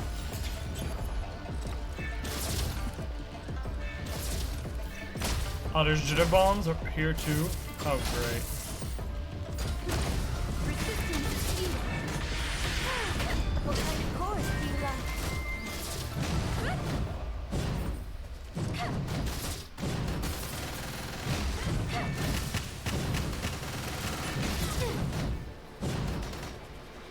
Use what? Use what?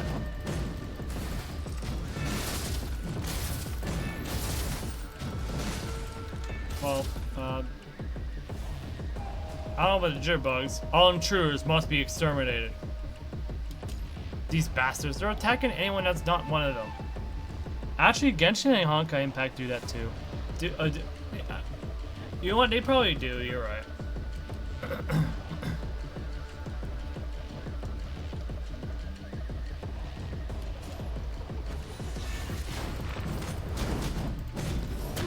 Actually, I'm not sure about Honkai.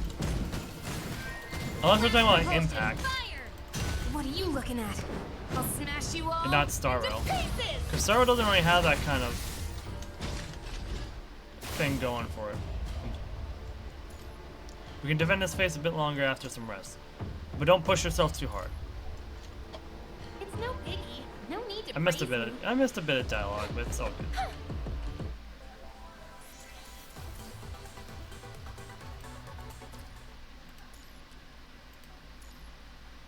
I think we're about to hit the point in the story where we're gonna have to do the hidden missions. I'll never fall.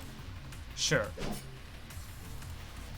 Contract holds up his shield, but it proves useless against Alpha. Her blade sifts through the air, and the next instant, the contract is already in two pieces. Don't panic, just one enemy. Circle around her now. Genshin his voice, so it's a little better if unless you play a language you don't understand. Yeah. Oh, you did mean Honkai Impact. I missed the Impact in that. Okay. Yeah, I missed that. Roger.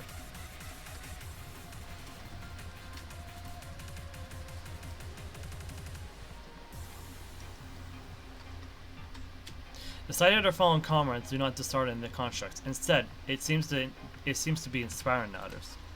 Heeding their leader's command, the constructs quickly surround Alpha. This white-haired ascendant is the target of their mission, and the constructs are ready to do anything to defeat her. Go. At the leader's cue, the constructs ready their weapons for a concerted assault and close in on Alpha. Die! Unfazed in the slightest, Alpha merely twists her blade in one minimal flourish before returning it to its sheath.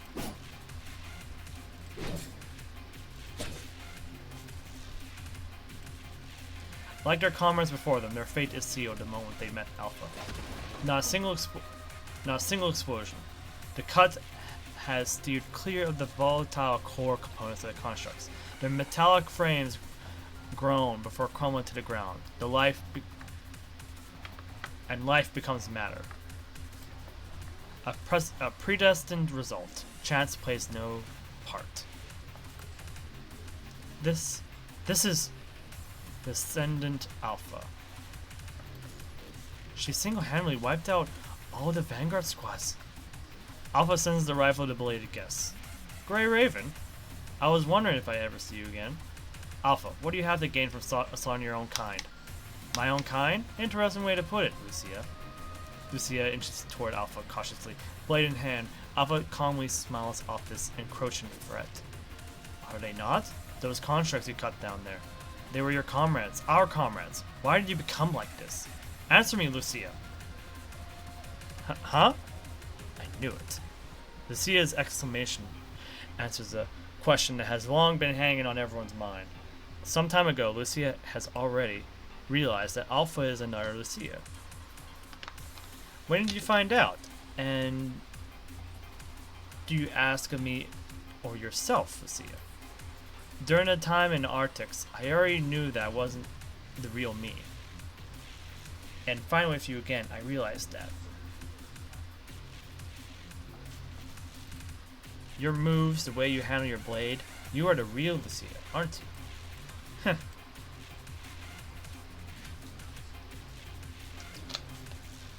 Oh, that was an interesting twist I didn't think out here. Commandant, we must stop the corrupted here from advancing further. If we occupy this bridge, we can bottleneck their advance. Don't fight alone anymore. I won't. Lee, live, ready your weapons.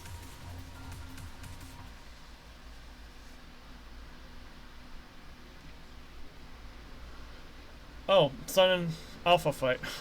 Lucia, I thought you'd grown under that Commandant. I did. But not enough, Lucia. Next is development. Out of my way. Next is development.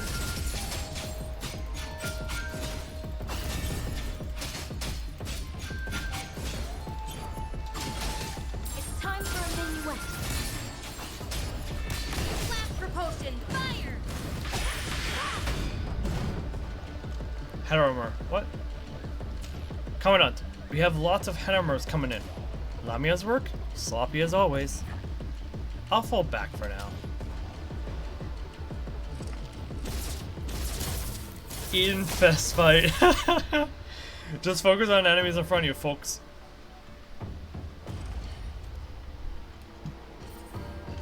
Very well then. Both the corrupted and the constructs are gone. Nothing stands in our way now. Don't let me down again, Lucia. Hey, watch out!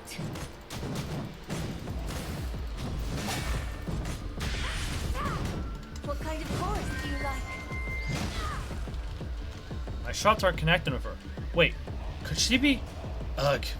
You're taking my face, you're taking my blade, you're taking my voice, yet you still speak words I've long since left behind. You had your chance. Lucia, now die. Unlike the clean and merciless cuts, Alpha tears through Lucia's body with something that almost hints at emotion. Her blade dances in the air amid a crescendo of anguished moans. Upon sheathing the blade, Alpha kicks Lucia onto the ground. Catch Lucia. Ignoring the danger around you, you dash forward and catch nigh broken Lucia in your arms. Your arms do not manage to mitigate the fall, and a cloud of dust is whipped up from the impact. Commandant. A quick check on Lucia's condition confirms her worries. She has been damaged beyond repair. Her body has been completely mangled by the slashes. An intricate mass of mechanical fiber and circulation liquid oozes out of Lucia's frame uncontrollably. Don't talk. But then, how could I answer you? Though her lower torso is already sliced off. Lucia is still trying to shift over, lifting her head to eke out a smile for you. Just like how she pushes herself, as always. But I think I might be... Patch it up, Liv. Oh, no. No. Lee, cover us while we retreat. Got it. You get out of here, Lucia, and live. I'll catch up to you soon. Lucia dies here. You won't have it your way. You have your next move in mind, but none of you are any match for Alpha. It may be nigh impossible for Grey Raven Squad to extract out of this place. Even so, sister, can you let her go? From the corrupted horde afore the bridge emerges a girl, white-haired and tufted with a pair of voluminous twin tails. She reminds you of Alpha. Luna. Lucia, uncertain of which, speaks her name. You and others realize that this girl in white is the leader of the Ascendants. I'm unsure if I introduced myself before, but it doesn't matter. As true as you all are, you have treated my sister well. My name is Luna, Lucia's younger sister. I direct the actions of Roland and the other Ascendants. I don't want to say treat her well. Saying so, Luna lets off a half smile that sends chills down your spine. This white-clad girl before you looks straight out of a fairy tale. Despite standing directly before you, she appears dreamier and more unreal than anything in the world.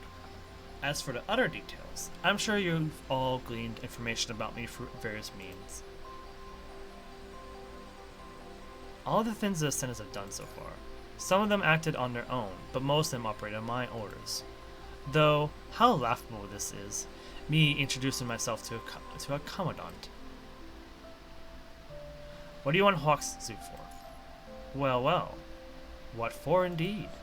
Luna, the sister remembered. Why? Why are you an Ascendant? I wish I could answer that as well, sister. You're still struggling for what you believe in. Even when you're not... Oh, even when you're 1 foot in the grave. So I'm asking you, sister, can you spare yourself a chance? Luna, I already gave her the chance. Then give me a chance too. I don't want to watch my own sister die. Sis.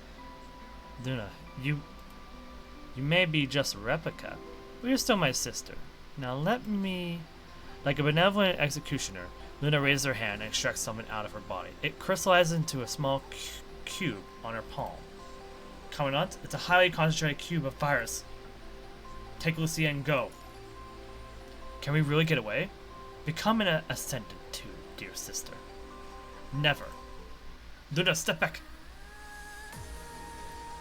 The moment Luna approaches Lucia, a row of javelins plumets from the sky and clearly separates the Ascendants from you. The voice is familiar, but you find it difficult to recall its owner in the heat of the moment.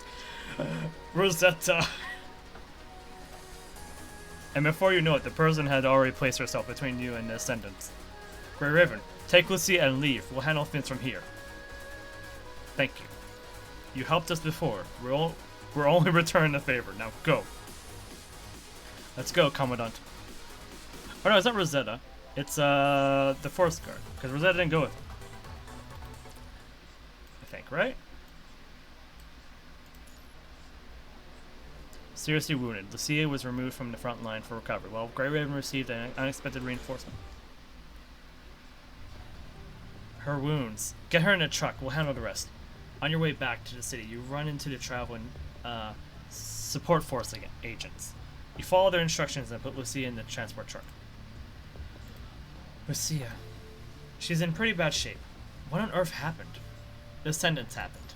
Ascendants? Then you guys must be Grey Raven. It's incredible you made it here alive. Elite squad indeed. But we didn't get anything done. War sweet. Just the fact that you're all alive is something. Anyway, first things first. We gotta bring her back to our base. You guys go ahead and return to battle. With that, Bridget motions the driver to start the truck and hops on the back. Lucia should be fine with the SF people.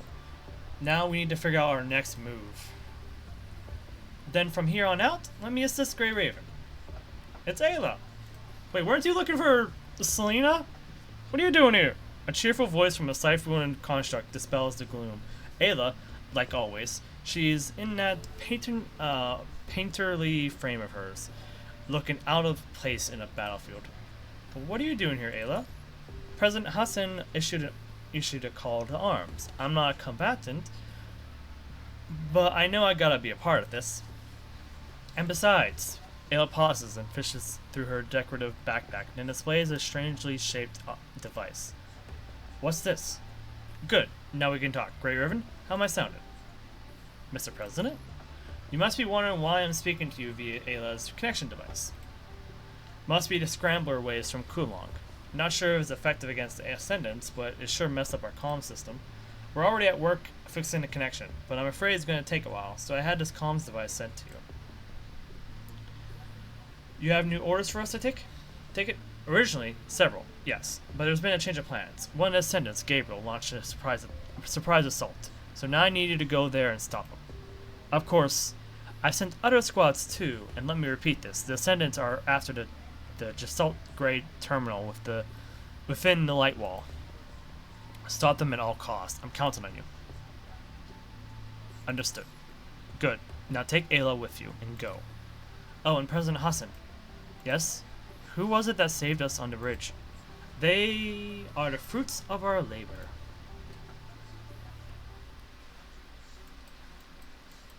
Oh, is that where I... Oh, is that when I need to do the time? Oh, okay.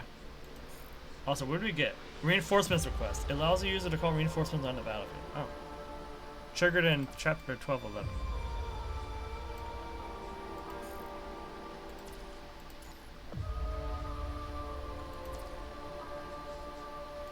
Well, we attained the device, so should be fine.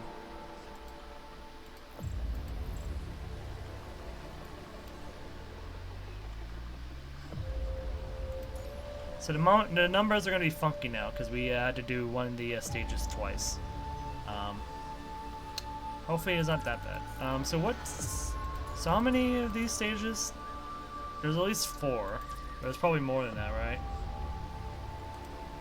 Oh wait, no, there is 4. 4 is the limit. Okay, so we need 96 serum in order to do these stages. Why? Oh yeah, okay. Oh, we're okay. Still too naive, am I? I'm sorry, sister. Happens to me too. No matter. Let's deal with these uninvited guests. No less than 30 humanoid constructs stand before the two of them, with even more bionic machines behind. Alpha scans the room before sending her gaze on the female in the center. Luna, let the amassed corrupted go elsewhere. They won't be of use here. Nods. Unfazed, aren't you? You must be Alpha. You must be the Forest Guards. I don't remember you being such partygoers. Why here? Why the Grey Ravens? Alpha and Diana rest their hands on their weapons at the same time, ready for a fight to break out. And what of you? You came out of nowhere and stripped us of our everyday lives. What are you up to now? I see, you hold a grudge. It's about Rosetta. Hearing Alpha utter that name, Diana catapults her javelin. Alpha deflects the murderous projectile with the sheath of her sword. You have no right to mention her. Forest Guards, spears up! Roger. There's no avoiding battle, is it? Do you not feel pathetic to be fighting for humans who have once betrayed you? You are the lamentable ones. You Ascendants borrow the power to punish the virus, to destroy what you desire, and crush everyone's hopes. And what do you gain from that? I don't know what history that city behind me bears, but you are the ones who left it in tatters, aren't you?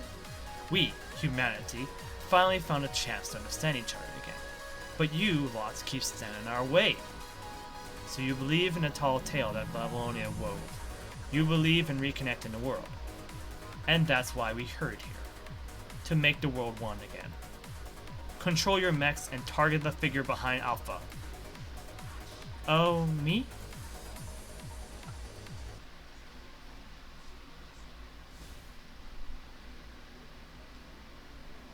That's a lot of constructs. Wait, what in the world is going on? Send all the machines. What am I though? Oh, we're going back to this style of hidden missions? I won't let you lay a finger on Luna. What are we though?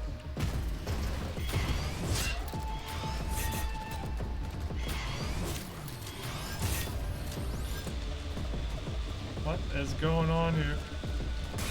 Oh, I guess we could just do that. That's funny.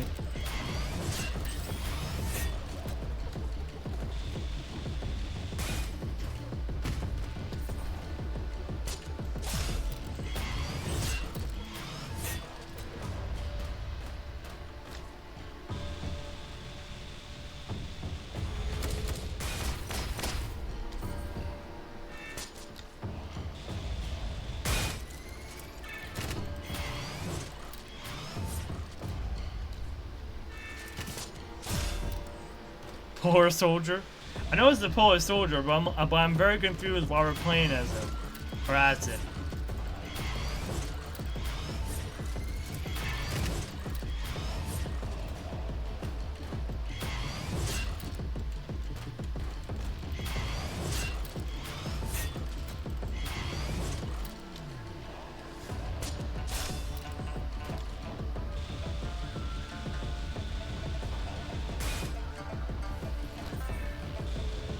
We're just better off just using the red orb, huh? Like any other orb just like does nothing. Or any other the ability we use is just useless. We're being outnumbered. Come on stage, princess. If that's the case. No. I'll be your dance partner. Well, she didn't come initially, but hey, look who's here.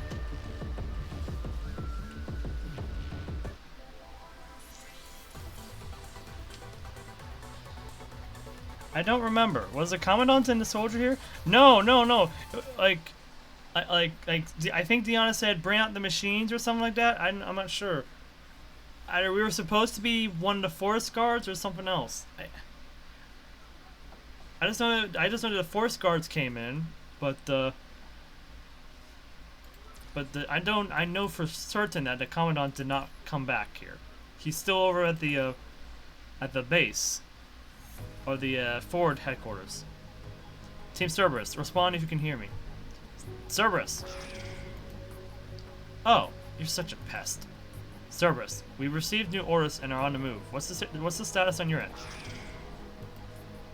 The status is we're wiping up your mess. No openings in the visuals. We're surrounded. What is your location? Camille and I will be right there. Tend to your own matters, good sirs. Hey, wait. What time is the reset? Are you talking about for a PGR?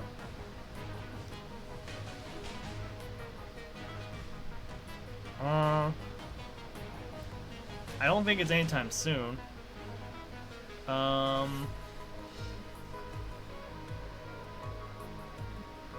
don't know off the top of my head. Cause it's on UTC time, so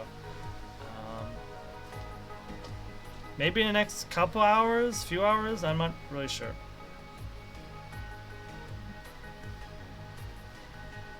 Wait, are we talking about like for? I mean, if we're talking about weekly, it's the same as the daily reset, just on a Monday.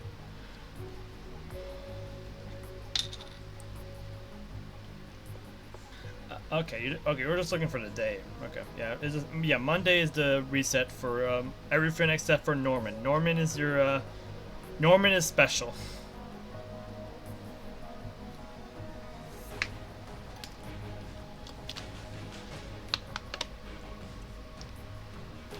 Three, 4 o'clock sounds about right. After cutting off the communications, Farah punts the corrupted in front at the fairway enemies and adjusts her position using this breathing room. Asimov, that little coghead. The guy put a restriction lock in my frame, saying that the battery still needs some calibrating, so it can't be used. You serious, man?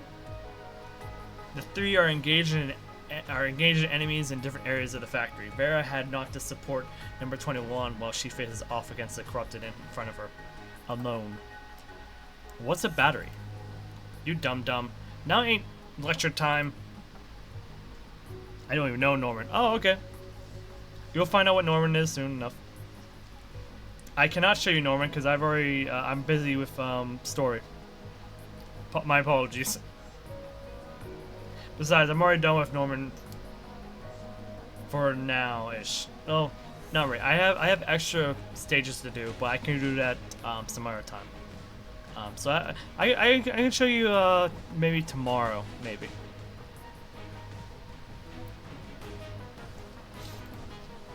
The comms aren't for you two to bicker. Give me timely updates. How fascinating. Don't you feel fear? Fear? Oh, I would so fear you leaving my reach, dear Roland. And find a giant spear right through my gullet? Didn't think I'd be discovered, though. I thought avoiding the Strikehawks were enough. And that reckless and lunatic finest style. You'd fare much better as an Ascendant than a Babylonia. How about it? Want a little squeeze of the punishing virus? Well, try offering something else, but become an Ascendant? I'll have to decline. Why? Because pain is good, and whether it's my own or someone else's. And pain, fair Ascendant, is something of a human thing. Vera cuts her corrupted in two while speaking and points her blade at Roland. You make it sound like we aren't human, Cerberus. So are you? Naturally, no. Keep boxing them in.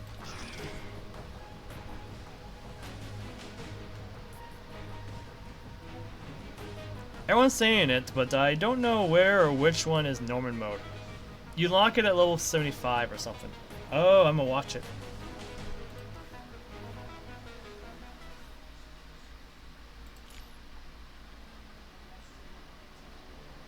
Oh. Oh, okay. Oh, it's a back and forth game, is it now?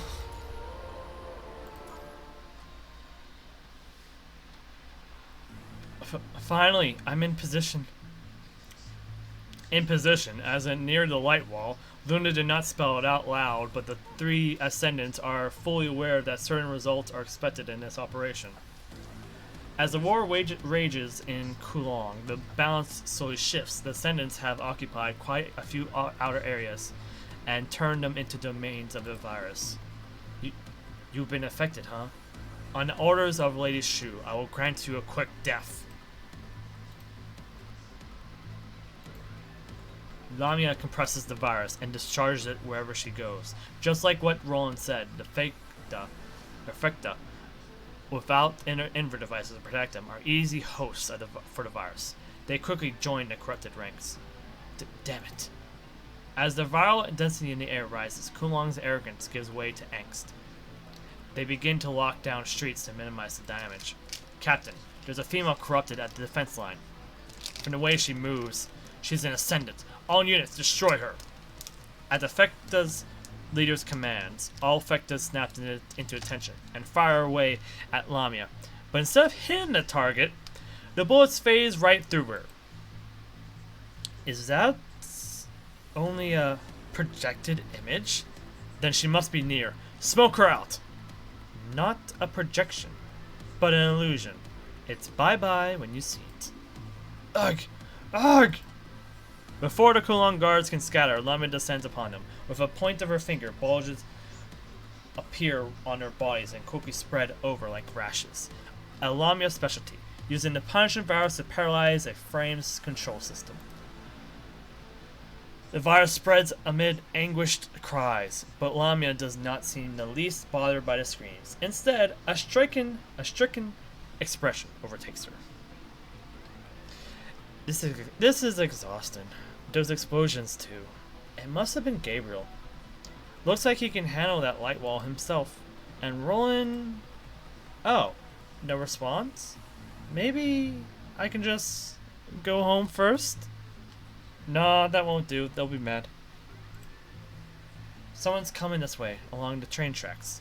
Must be that idyllic they mentioned earlier. How did Babylonia manage to bring all these people together?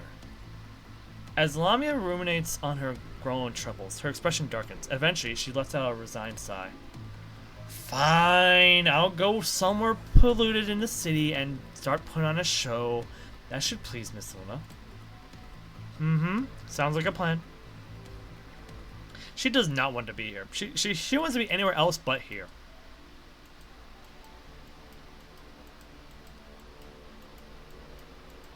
Okay.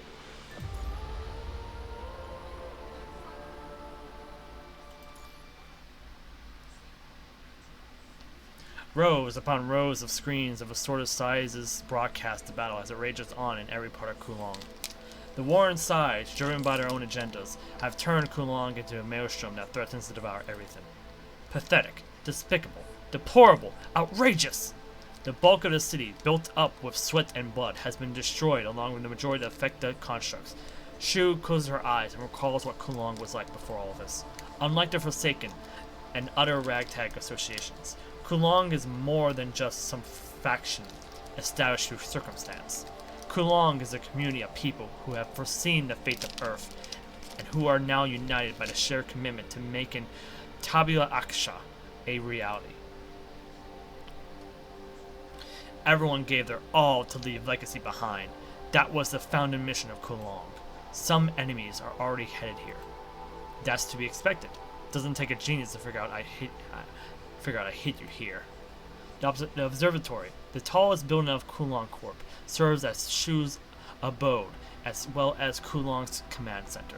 Shu has never left the tower ever since it was built.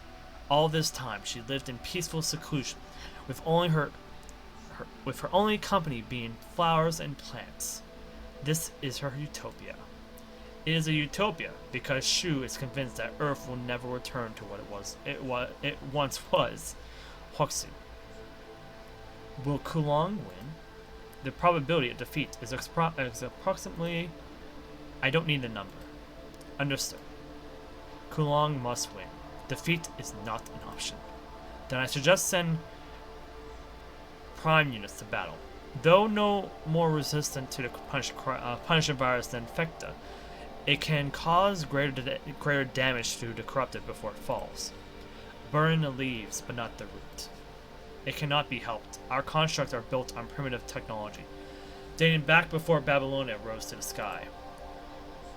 But that primitive technology precisely allowed us to mass-produce the prime effective constructs to contain our people.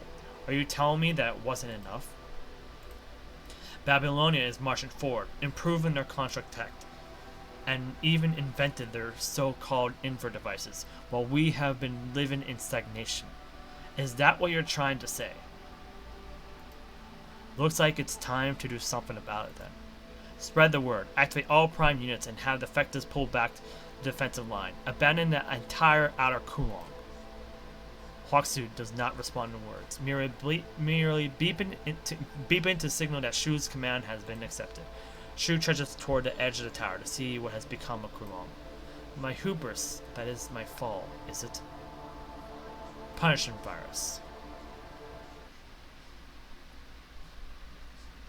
And there's 1222. We need to do 16 before we do that one. So let's do 16 first. Hawk Hunt, huh? Oh, I should have checked something real quick. This will be we already saw being used. The healing device needs to be used in this stage, or has it used in this stage?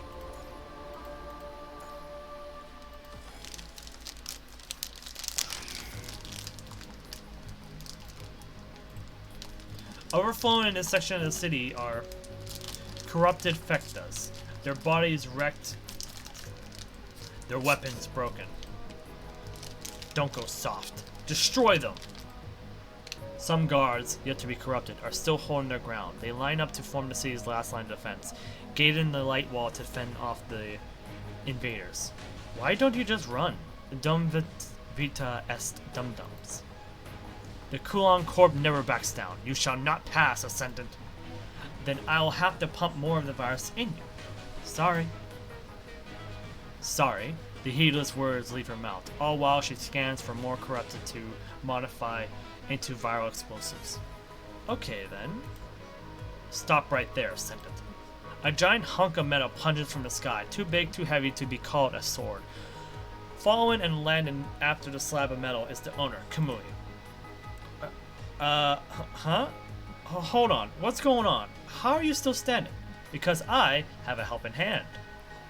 Though Lamia is only blathering to herself, Kamui quickly catches on to her reason of puzzlement. Every molecule around Lamia is teeming with the Punish virus. Her mere presence alone would cause any approaching construct to collapse within seconds.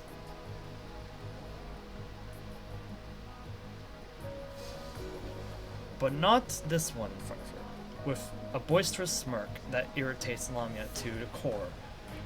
She retrieves the sword from out of the ground, as if the virus is nothing to it. Oh, he retrieves the sword from out of the ground. You must be Kamui, the guy Roland mentioned. Bleh. Thanks for reminding me of that stinky Roland. Well then, guess I don't need to introduce myself. Time to meet your maker, Ascendant. Protect me. Realizing that she is ineffective against Kamui, Lamia changes tact. She immediately steps back and fills the space between her and Kamui with a horde of corrupted. Capped. Good. Take an aim and firing. Berserk ref. Chrome's bullet hits Lamia in her arm. My arm! I spent so long finding a good one! Be good and stay still for the next few shots. I'm not going to just sit here and take it. Didn't expect you to, anyway. Chrome's diversion has kept Lamia busy, creating an opening for a melee attack. With unthinkable speed, Kamui leaps over the corrupted and dashes right before Lamia. The air whistles as Kamui swings his greatsword up and across. Mid-swing, he shifts and adjusts, ready to lurch for a monumental fall to cleave her in two. But the sword halts midair. Urgh. What's the matter? A barely conscious construct, somehow not fully infected, is now between Kamui's greatsword and Lamia. You have no qualms about killing your infected comrades, but what about those that can still be saved? He's kinda like you, isn't he, Kamui? What have you done? Release them! I tweaked the dosage of the virus, kind of like how Miss Luna does it. It's kind of a me-only thing. Careful with this, Ascendant Kamui. Comrades' lives come first. Understood.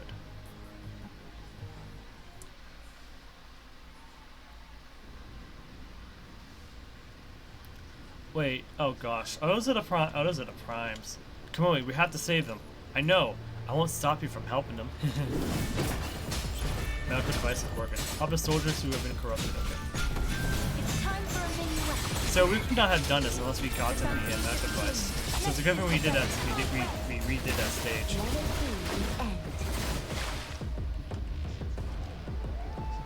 Those are the constructs right there. There's quite a few constructs around. First let's grab up these two.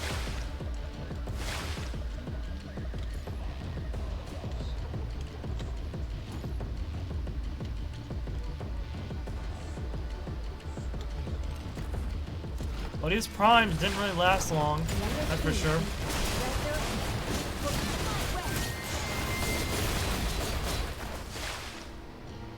Really shouldn't have been too confident there, Shu.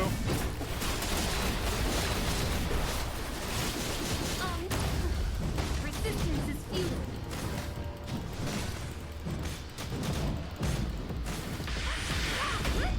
Obey, or you will live. How nice, Babylonian camaraderie. Camaraderie. Camaraderie. Camaraderie.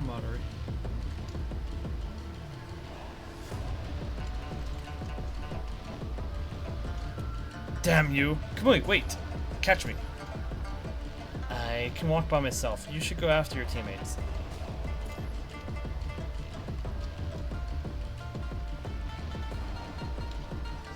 Wait, teammates?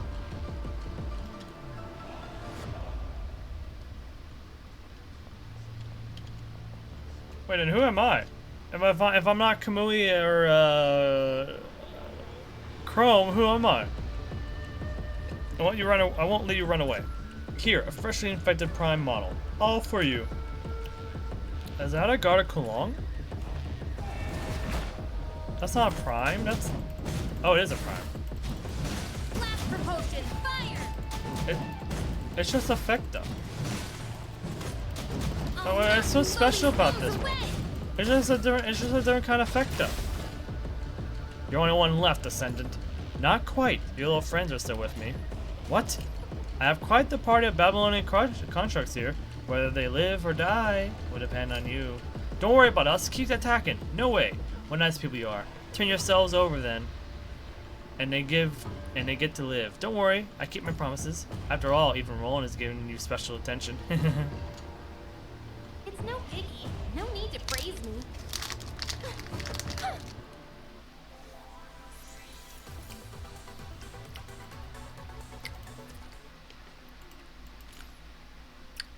Oh.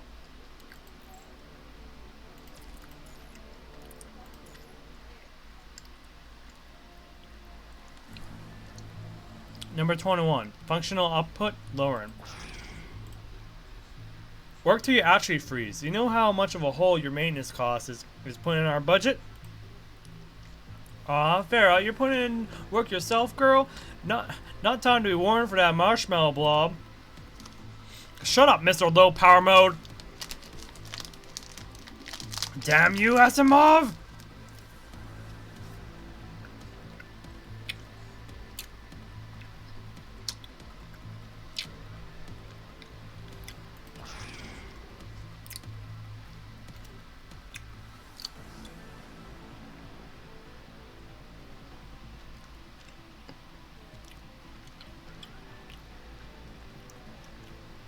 I'm starting to see why everyone likes Noctis.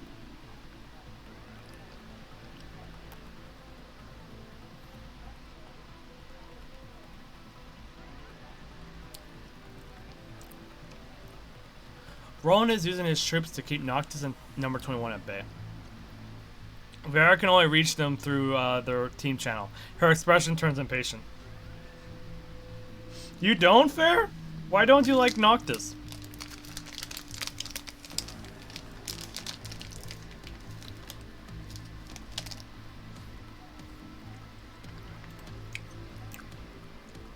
Look at you, find amongst yourselves. I have to admit, I've never seen a team quite like yours. You say like you've met a lot of them. But I know you've been frolicking with those gray ravens. Don't you dare group me with those amateurs. Well, well. As Roland speaks, a series of loud explosions suddenly send 9 invisible golden particles dancing in the air. That's... Hey, Vera, we're catching some weird dust here. Golden vortex related. HQ prepared those behind our backs, huh? The explosions came from somewhere near Miss Luna and Alpha. I doubt these particles will affect them, but... Roland brushes aside the gold dust in front of him. He jumps off the platform and brandishes his chain blade and gun. This reminds me of an unpleasant past. Finding out your shell, Roland? Well, I guess now Golden Vortex is kind of relevant to the story, huh? I still don't know what Golden Vortex is, but...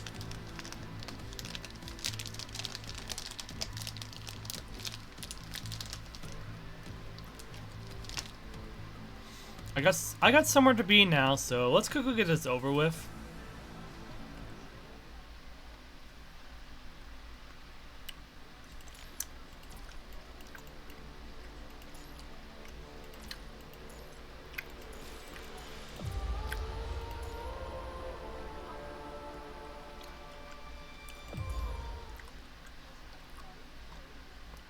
Wow.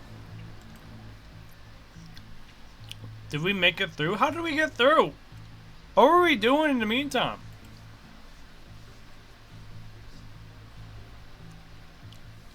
Oh yeah, we were chasing after Gabriel, so he destroyed it for us. By the time you reached the wall as instructed by the president, Gabriel is nowhere to be seen. Only a strange rift is torn in the wall.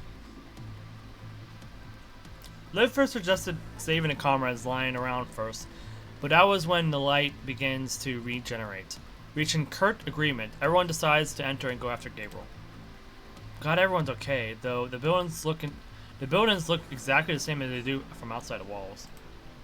These buildings aren't important. It's the tower, huh? Something important must be hiding in there. It's always the tower. Your princess is in another tower, though.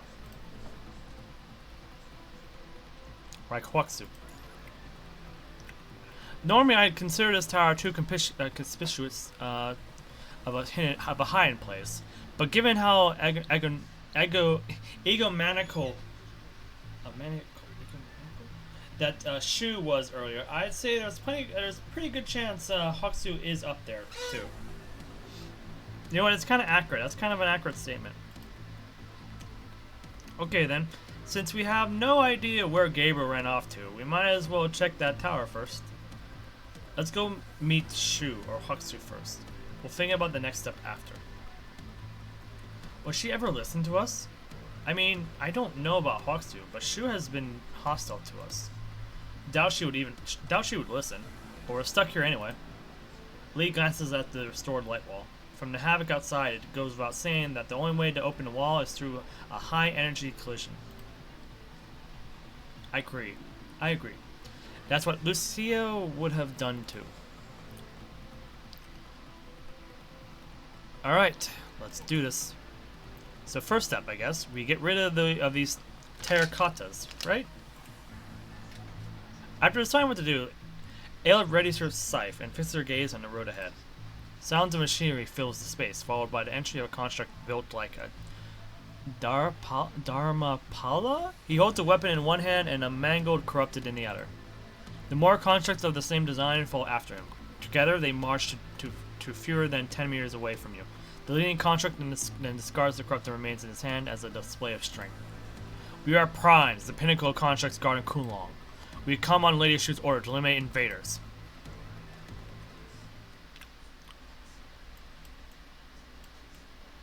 Oh. This is directly connected to here. Huh. Oh, we can do the stage before we go to the hidden.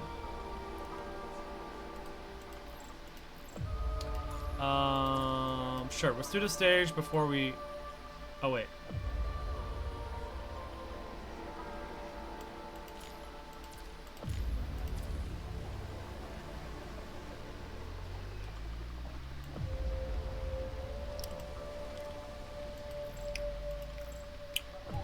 Decision is decision. Let's look at how much stamina we have. Or serum. Chronic fatigue can cause the patient to look pale, lose hair. I got worried it might have crashed there. I got mighty worried there.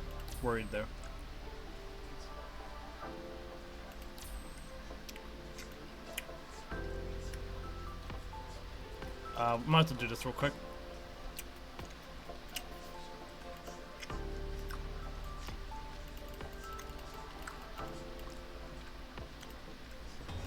Ah, yes, the glitch.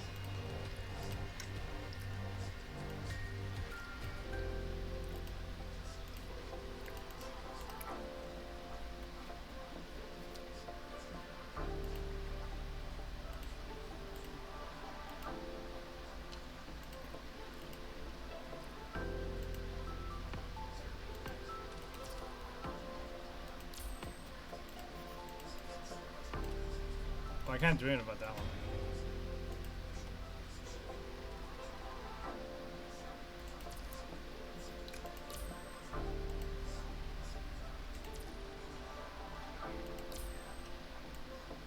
Is that my fault that they disappeared?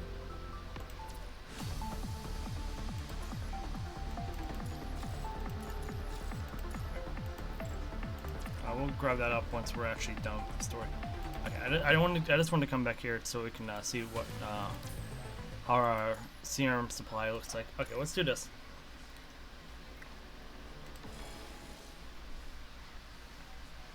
Sir, this is Rosetta, the one under observation.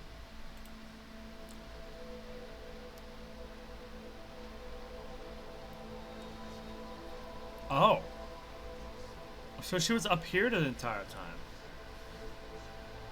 Why was she up here? Waking up to find myself in a cell. What are you people up to? I want you to join us in this battle, Rosetta. They're keeping me in the dark for how I got here, huh? Oh, so she doesn't know. We told the forest guard that you had a better chance of recovery here.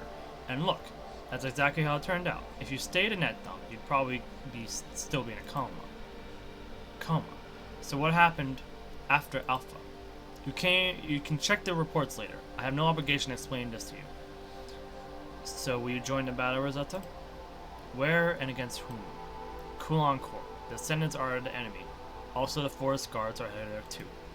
Diana and others? Why? I can't give you a satisfactory answer. I come here only for your strength.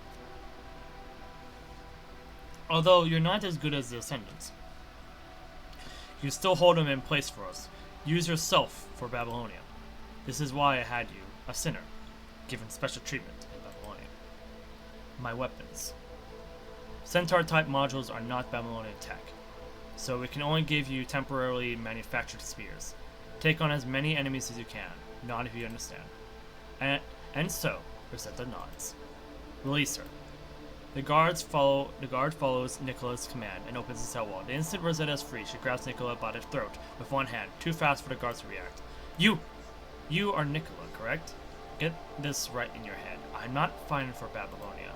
I'm fighting for those who've helped me. Whatever you like.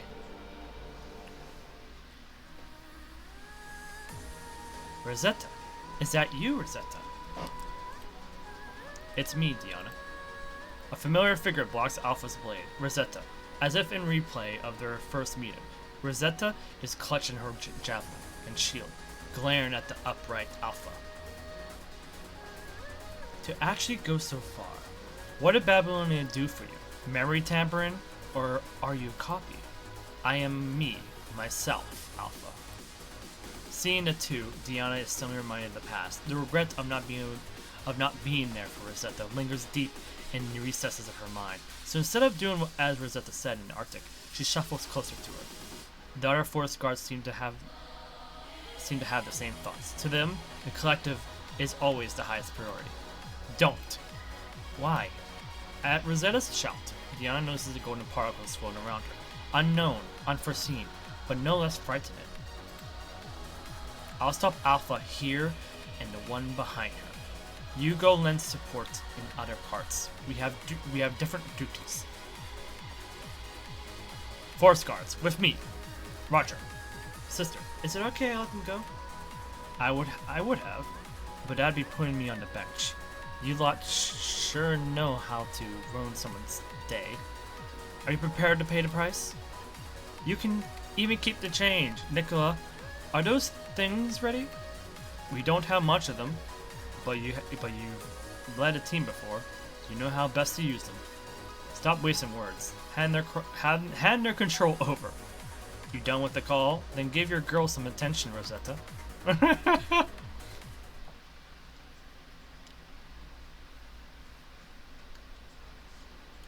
Wait, why are we still... Wait, but Rosetta exists. Why are we still playing as the soldier? Automatons from Mermont? Modded to withstand the virus? I thought you'd bring something to wow me, but whatever.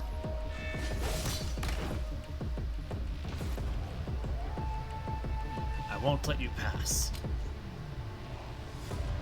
Oh, there we go. There's Rosetta. All Arctic machines, take on a defensive formation.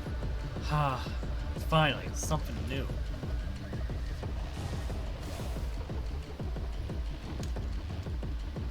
Not coming by yourself? Guess I'll play with you little pets first. Or with your little pets first.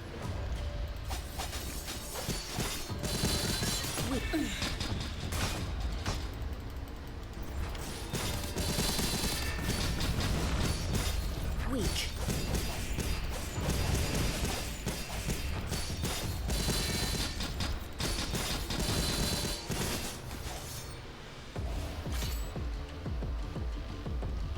Let's see how long your little toys can keep up.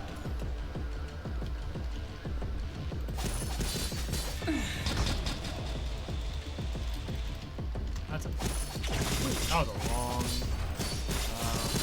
push there. Anyways.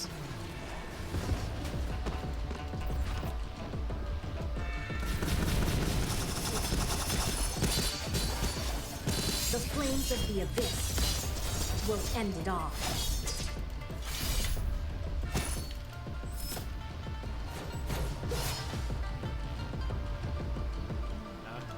Fierce as always, but you won't get past me.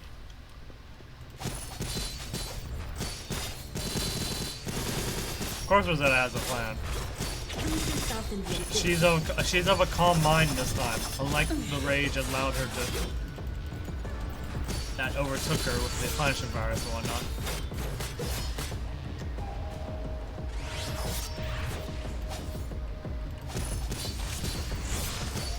Lose yourself in the abyss.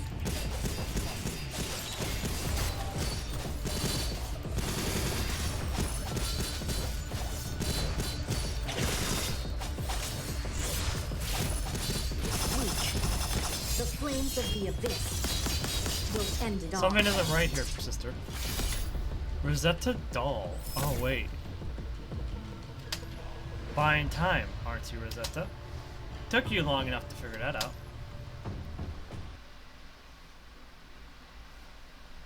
The bout ended up being a one-on-one fight between Rosetta and Alpha. Blade and spear, hooves and legs. Every collision of the two sent sparks flying like countless flecks of stardust. Unlike Alpha, methodically in her steps and position, Rosetta completely ignores the conventional to and fro battle, and merely charges over and over at Alpha. An all-in strategy, throwing herself at Alpha, threatening to consume her through the whistling spear tip. A comment of her humanoid hybrid bulks, humanoid hybrid bulk and speed. Full of openings, but it locks Alpha in combat with her, denying her retreat, hanging on her the threat to crucify her whole. Alpha can only stay and answer Rosetta's blows, her blade poised to parry and deflect. Rosetta's limits will come, because the world is made of patterns, eternally repeating themselves. Even chaos has its own rules, let alone Rosetta's lunges. There. Sinking, breathing, becoming the opponent. She catches the vital pause, the nadir of her breath, and the blade passes, brutally slicing into Rosetta's torso. This is the end, Rosetta. Prepare to deal Rosetta her final blow.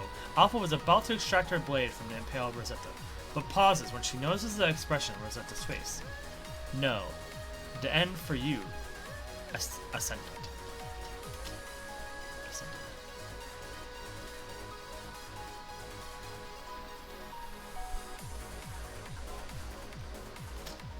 With all of her remaining strength, Rosetta grabs Alpha's blade tight, keeping it within her. It was all part of the plan from the very start. If I can't best you, I can at least take you with me.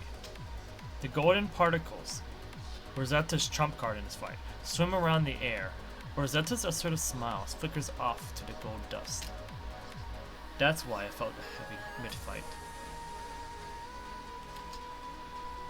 Sister, let go of your sword! Now, Nicola! Luna and Rosetta roar almost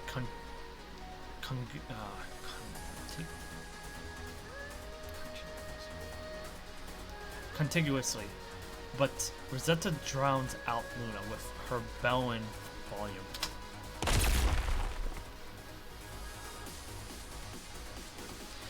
Then the golden particles fuse, colliding. A golden glow eats up the entire space.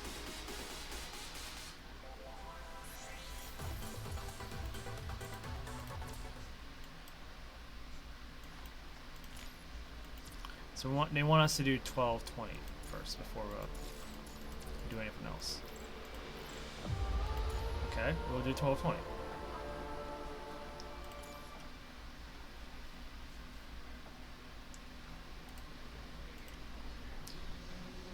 This is why I said just use the bottom right. What do you mean, dude? Adelex's train rocks and chugs along. Since there are no passenger seats, the Forsaken are leaning against the walls to keep balance. The door leading into the next carriage slowly opens, and out walks a girl holding a strange sign, Sophia. The next station is Kowloong Corp. Doors...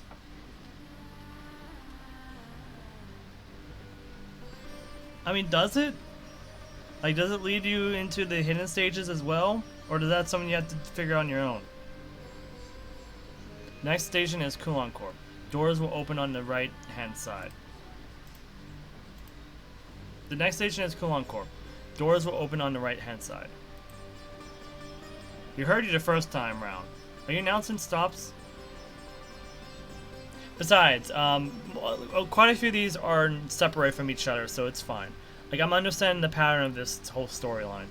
Like, people are in their own little story bits, and they're all dealing with their own issues within this, like, big confrontation, so, or war going on, so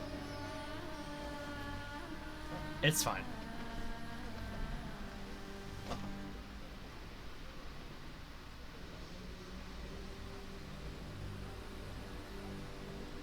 Well, yeah, but I was.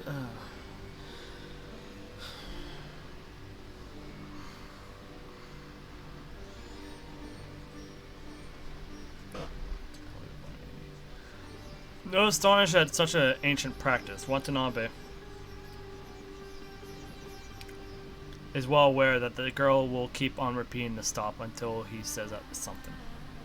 Yes, I am Sophia, and I will be your terminal attendant today. If you need anything, just let me know. A 50% surcharge will be applied to all goods and services. You sure know how to rip tourists off. Anyway, didn't know this train was staffed with terminal attendants. I thought your carriages were all installed with speakers to broadcast announcements. We do, but Princess Jamila said the Forsaken carriage should go low power, so we turned it off.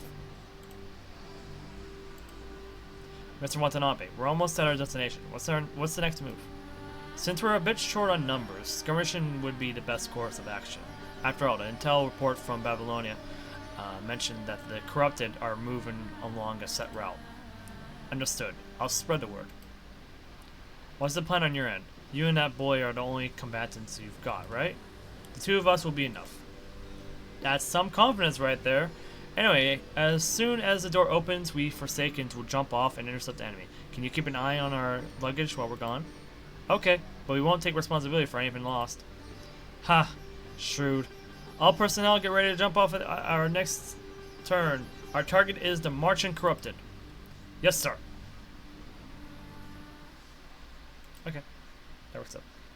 Oh, it does have a list. Okay. Oh, there we go.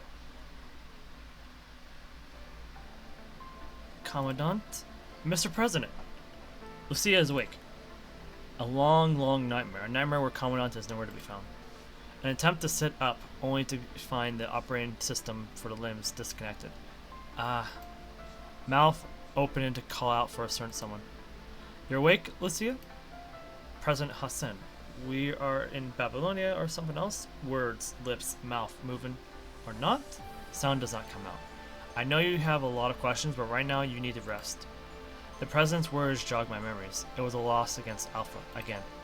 Losing to myself. It wasn't enough. It ended in failure. I wanted to show Commandant. I wanted Commandant to be proud, but I lost again. In the end, when I was lying in Commandant's arms, I tried to smile so that Commandant wouldn't be so worried about me. Where's Commandant? I sent Grey Raven to join the resistance against Gabriel. I had Ayla bring a comms device with him. But then at some point we lost connection. That doesn't sound good. I need to get to Commandant as soon as possible. I need to be there for everyone. Be there for Commandant. Someone tells me that I'll regret it if I don't. I mobilized every working part of my body and crawled out of the bed. Hold on. What are you doing? Send me to battle. You're too damaged. Let the others do the fighting. But if she wants to fight, let her. We brought the spare frame, remember? That frame is still being configured, and you know full well that letting Lucia use that frame would mean, or what that would mean. A frame containing Alpha's data can never be fully configured. Initialization is required before it can be used, no matter the case. I don't understand what they're talking about, but the word frame stands out for me. Whatever works, let me use it. Lucia, we developed a new frame for you, built on all of the data Grey Raven has gained so far. As in what we've been through? You can say that, but your experiences alone aren't enough. If you realize that you're a replica, then you know how powerful the original Lucia is. I know, that's why I don't want to lose. That's why I tuned up this frame with data from Alpha, unedited, the entire set. That's what the initialization is for? Yes, this frame is data overloaded. So if you want to use it, your thought module will have to be reconfigured through initialization. We don't know what will become you after initialization. More Lucia, more Alpha, or someone completely different. No one can tell. Even if it all works out and you're back in operation, you will no longer be yourself. Constructs can acquire memories by loading themselves with data, but you will only be reading those memories, not living them. They will always be someone else's. Asimov, this is too much. And even when we activate that frame, there's no way of getting her back in battle, right? We do have a decommissioned single-person aircraft left, still functional enough to take her to Kowloong. I just caught a signal from Grey Raven. They might be in danger.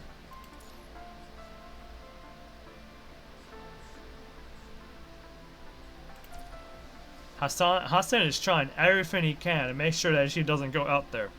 But Asimov's like, I got all the means to do it. Your frame, Lucia. Your call. Using this frame is tantamount to suicide. It will kill Lucia, this current Lucia. That's what Asimov is implying. That's a small price to pay. Much smaller than I expected. Everyone has a grim look on their face, and yet I can't help smiling. Wait for me, Commandant. Okay, now we go to 23.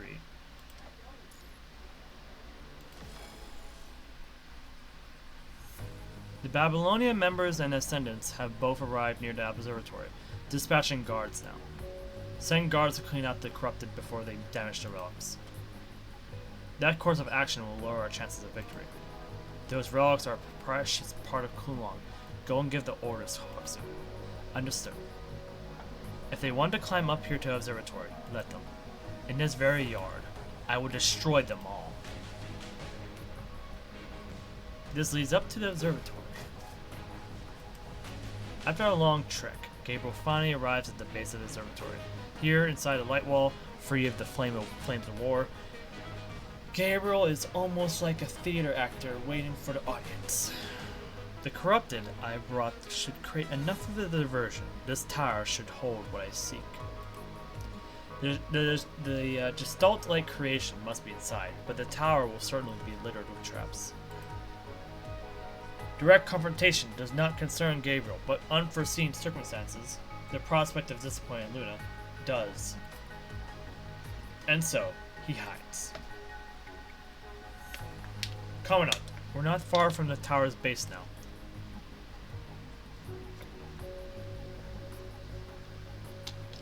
No guards. Are they welcoming us in? More like a display of arrogance. Stop right there, invaders. Still tailing us, huh? Commandant, if we go in like this, we'll get sandwiched. Defeat the enemies first. We've left most of them behind already. Now let's take care of the rest here.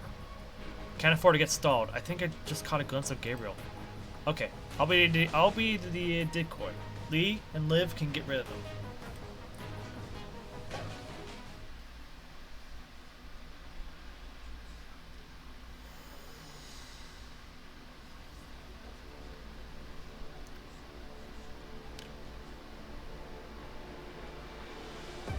Well, this is a nice looking stage.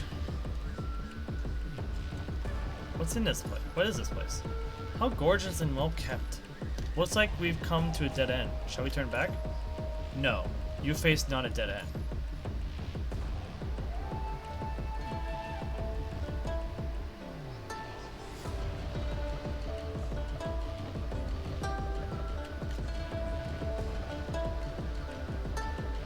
Yazi, why are you here?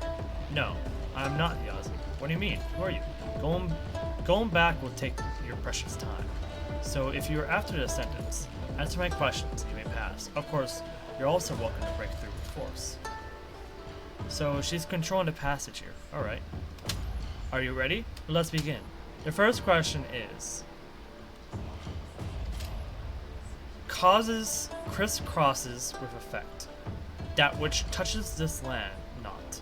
Therein your answer lies.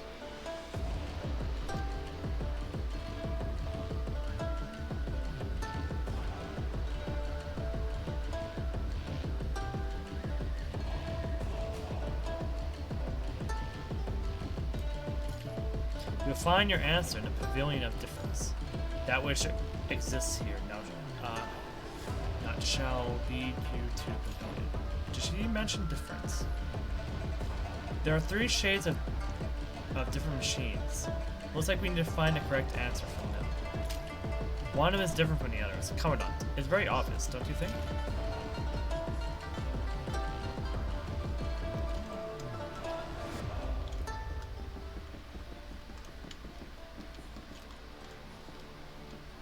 Oh.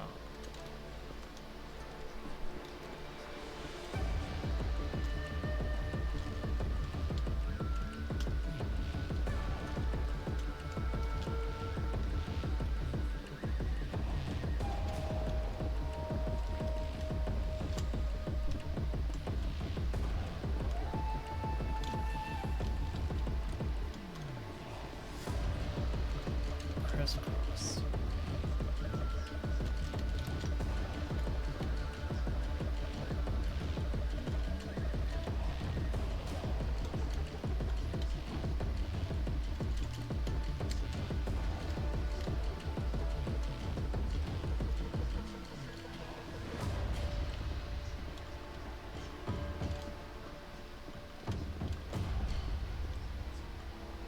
That which crisscrosses. I'd like to hear the riddle again.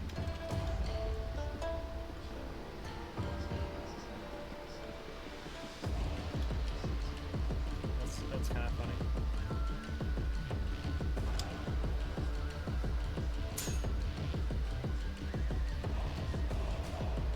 Crisscrosses with effect.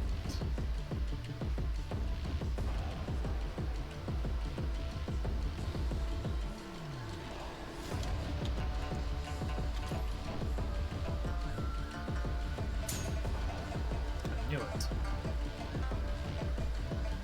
One illusion is different from the rest. Different? What do you mean? This head armor unit is only seen in Aslan. It doesn't exist in this scene. That's the difference she was talking about. Oh. Very well. Would you like a compliment?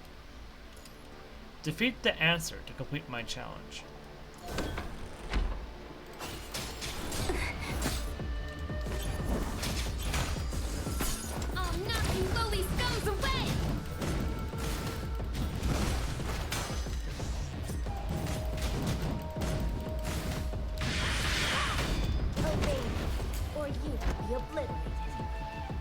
Here comes the second question.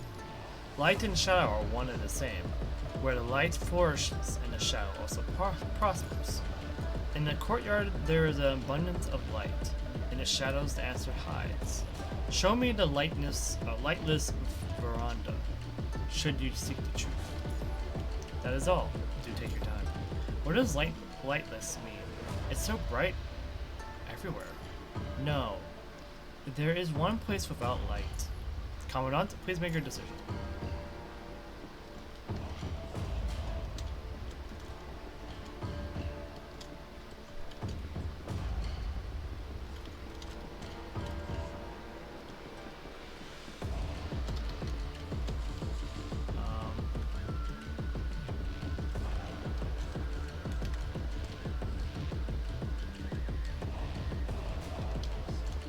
I guess those two are more or less the same, so I guess one with the difference, right?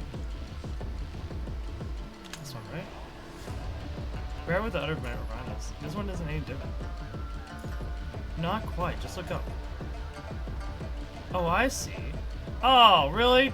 There are really no lights? Oh, come on. The light isn't on. Is that what lightless means?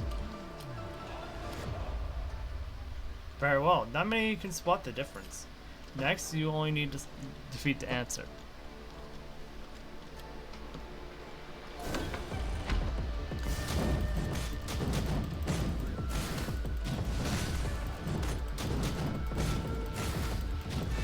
Hey, watch out!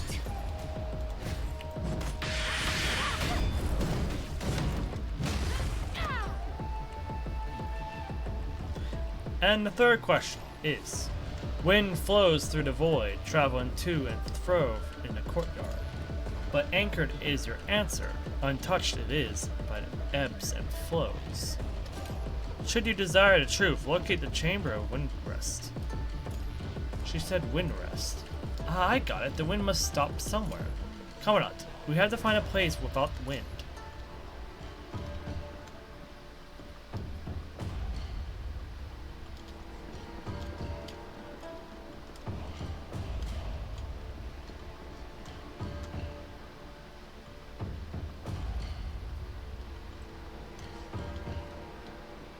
Oh, this has wind.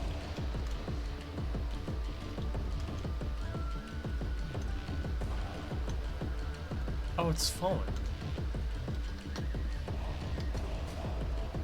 That definitely has wind.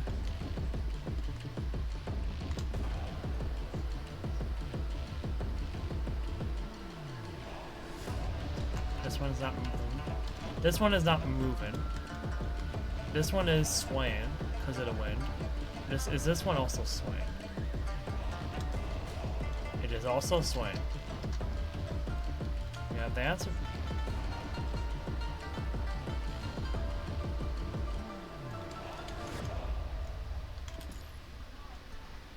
I can't put it into my words, but I have a feeling that this is the place. Looking up close, the wind here is a lot weaker. See, the painting is barely moving. A splendid display. I have underestimated you. Go. The answer is right ahead. Hey, watch out!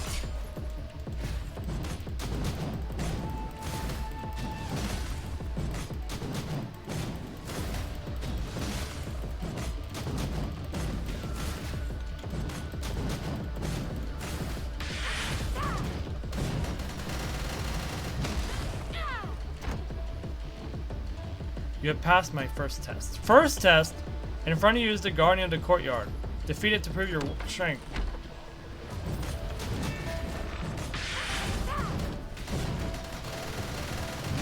Sure. There, I killed it. How unexpected. Truly amazing. Should we have a chat, good people of Babylonia? Someone asked me.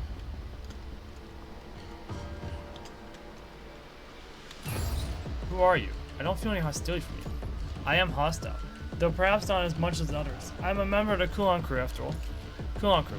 What's your relationship with those on the Niter? They replicated our system.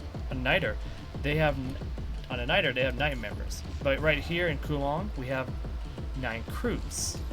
So 9 special departments in the city. You can say that.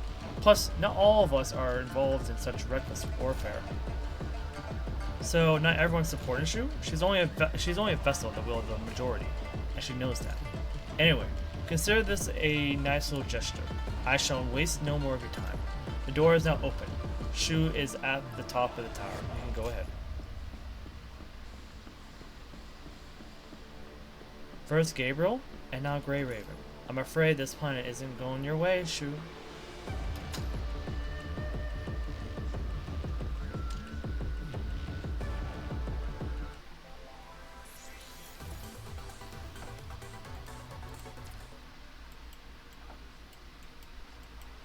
Okay, now we go to 12-4.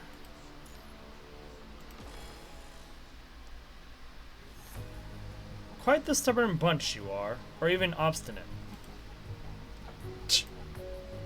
Vera, bruised and battered, staggers toward Roland, but for every step she takes forward, he takes one step back. Babylonia seems to have achieved its goal of intercepting the Ascendants, but this feeling of being lured into a trap is giving Vera physical discomfort. This doesn't reflect the projections from the data. Roland, what did you do? Data. The little videos and photos the Grey Raven took? Bored of you to think good Roland would be so predictable. Well, well, guess you aren't. Cerberus, I wonder how the Grey Raven would react when you see dead puppies. Don't worry, I'll send your corpses over with the nice and shiny kind of packaging. Roland draws his train blade. The blade unravels in the air to become a long, sharp whip. Become dog meat.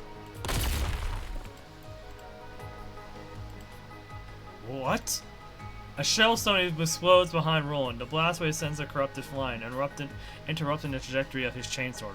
Roland and Vera both find their sights drawn in the direction of the explosion.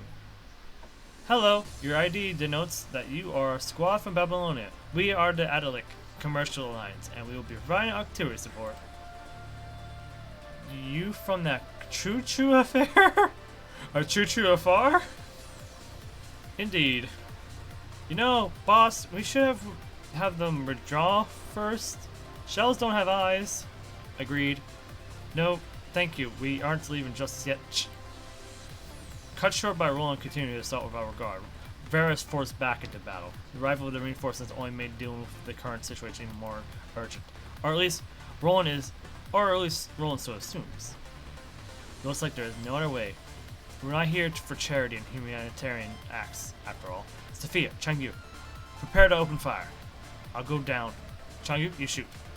Well, alright. You'll be smithereens if you don't fall back. Boss, you should retreat. 21? No is no. We can't leave without at least capturing him. Ha! Of course you ain't running. You dare barrel with your tail behind your leg, Chief. I'm gonna get you the scruff of your neck. Get you in the scruff of your neck. You rapid little mutt. If you got time to trash talk, why don't you haul your ass over here? I knew you folks wouldn't stay put. Asimov, don't tell me. Your commandant is in the link chamber. ID code is 0000. Cute number. You picked that one. You picked that one yourself? It's simply a system requirement. Whatever. As long as it's usable. Come on, girl. Get the ID going. Toils and troubles always coming double. Though Roland is unaware of what Cerberus is planning, instinct tells him to stop Vera at once. Memory link commencing. What's this? His blade does not connect with the target as expected. Vera, eyes suddenly aglow, has lowered her core and taken on an almost canine stance. His blade flits by, cutting nothing. And then Vera charges at Roland head-on. In an attempt to dissuade Vera's advance, Roland pivots on one leg and rolls around, building up force enough to part the ground before the two with his weapon. Sit. Oi, girl, you getting rusty or rusty? Though not present to see it with his own eyes, Noctis exclaims in surprise. Vera's attack was unsuccessful. Warm up, sweetie. He needs it. We need it. Interesting. You're like a completely different person. What did you do? I now have another one to share my pain with. Though not like you'd understand what that means.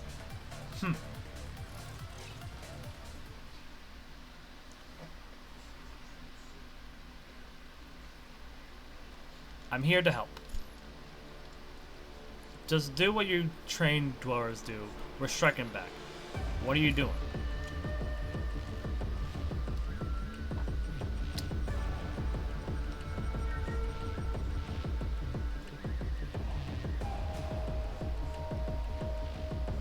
Now, open fire!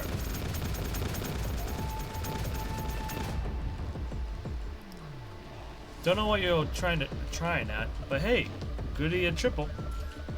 Ha, good boy, aren't you? Let's get the roly-poly going. Putting a Strikehawk delivered ID to good use. Now we can stop those corrupted from advancing.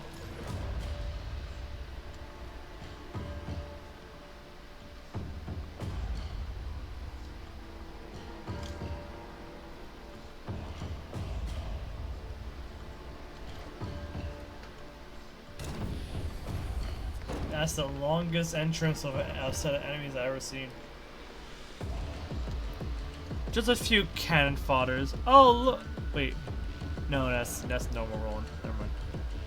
I thought that was like early version Roland right there for a second. Don't be too full of yourselves, Babylonians. Let's see who's full of themselves, Ascendant. I'll take care of the enemies to the rear. Time for a minuet. Blast propulsion, fire!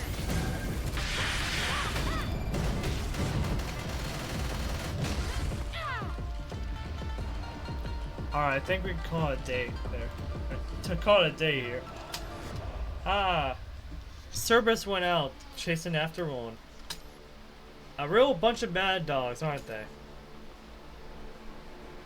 Let us not worry about them. We should provide auxiliary support elsewhere. It's no biggie. No need to praise me. That was an easy stage.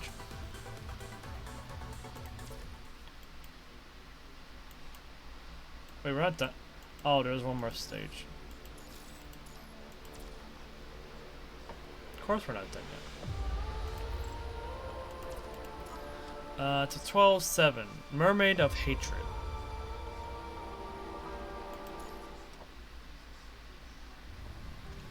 I will release them as promised. So you should... What is this? What is it this time? Why do things never go my way? Lamia has Chameleon Chrome surrounded by the corrupted, but her next command is interrupted by a ranged attack.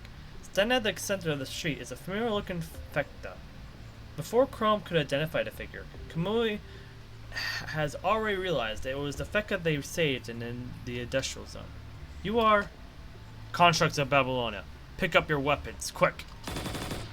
The Fecta fires at Lamia as he speaks. Without much in the way of defense, Lamia is forced to let go of the hostage to dodge the attacks. No! Kamui quickly retrieves his surrendered greatsword. Through a swift kick, in one full motion, he cuts the corrupted in half and catches the construct released by Lamia. Construct secured here, too. Some distance away, the second Fecta has secured the other group of hostages. A stealth effort while Lamia was distracted. You lot. Knowing full well that they cannot last long in this highly viral environment, the two rescue agents retreat behind the defense line immediately. The two actions are met with bewilderment from the other Kowloong guards. Why bother saving them Babylonians? Lady Shu didn't order us to, because they saved us before. We aren't disobeying orders, we are repaying kindness, thus replies the Fecta. Our belief is to save everything that has value. Though Babylon might walk a different path, they are not... Are not their brave warriors finding the streets valuable? And that belief is value... And that belief in value is what unites us as a community. So, hey, you are gonna help out, yeah? We alone can't put a dent in that ascendant. But the guards have already realized what they should do, and their captain speaks for all of them. We can fire outside of the highly viral regions, use our firepower to separate the corrupted from the ascendants, take some heat off of the Babylonians. The guards join the formation to cover Chameleon Chrome, allowing them to make the most of their experience as vanguards to corner Lamia. What's happening? I thought Kowloong hated everyone else. Ha, seems like they hate you the most. That's why I hate you smiley klutz heads. Well, Roland's retreated too, so I guess I'll also... Forward. What the hell was that? You're not getting away, you're ascendant. Get behind me. What the fuck's going on? Do they say voice lines now in here now? What?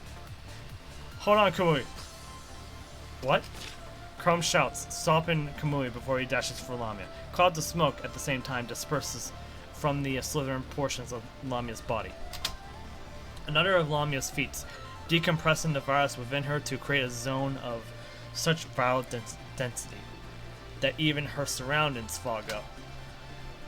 See, that's why I want to know part of this. 12-18. We might have to use up more serum. More of our vials, I mean.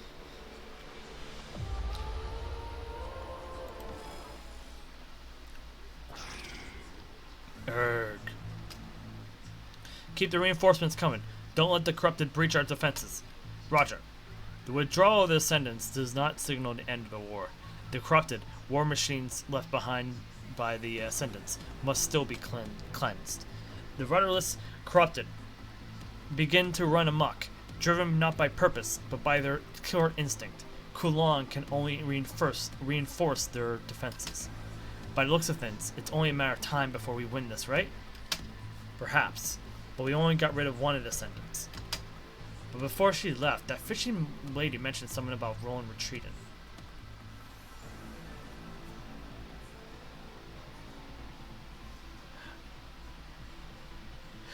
Words are hard sometimes, it's cool.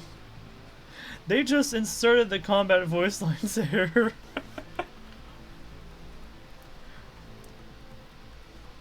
It wasn't just the voice lines, it was the we got the English voice lines in there somehow. Even that only makes 2. Gabriel, Alpha, and according to the report, their leader, Luna, might still be here somewhere.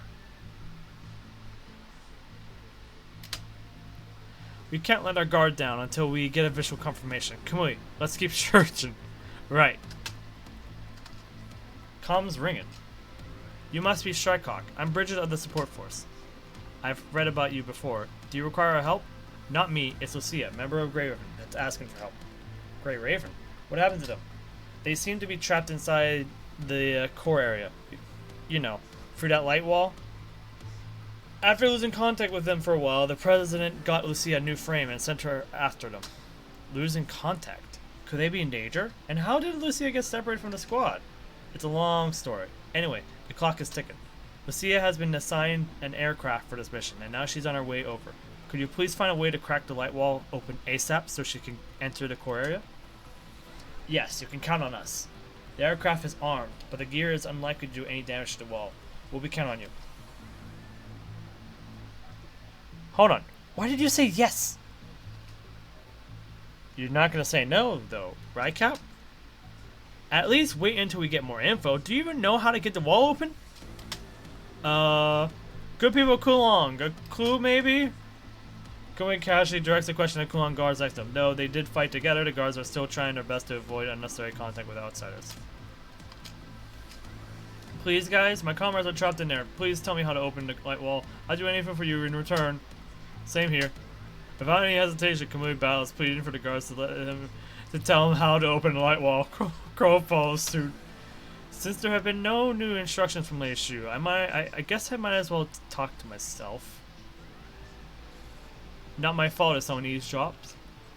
Without so much as a glance at the two, the guard captain begins talking, pointing at explosives originally prepared for battle. Lady Shu is the only person who can open the light wall, but apparently you can also use powerful explosives to create temporary cracks in the wall.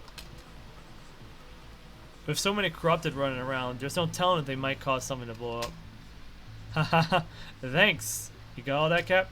Looks like we'll have to play as a pair of corrupted then.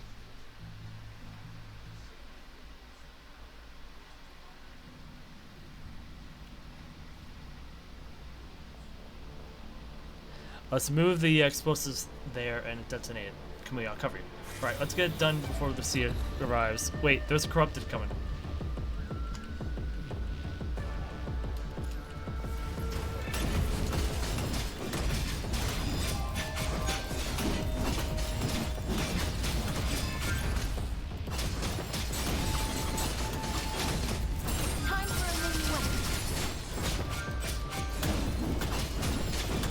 Oh, Kamui's here.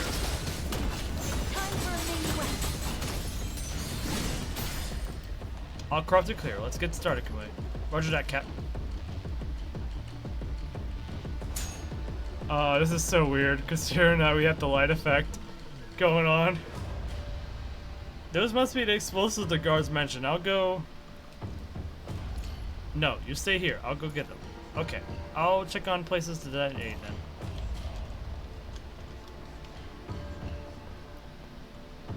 I can't see shit though. We'll just cancel it by swapping. I'm going in. Oh. Oh, of course the effect doesn't act. Hey, watch here. out!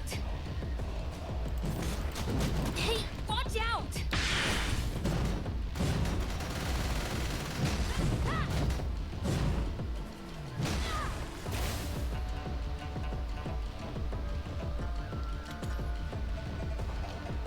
Obtain the authority key for this area. What? We needed one? For what though? Obey me, or you will be For what though?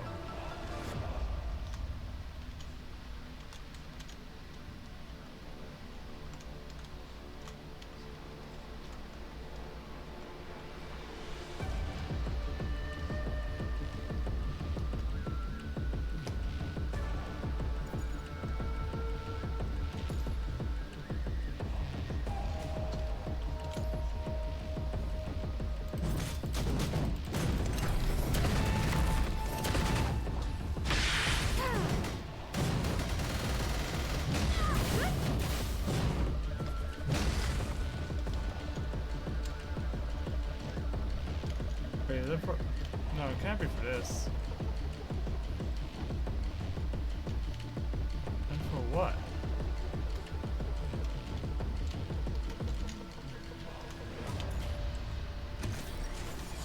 Hold it.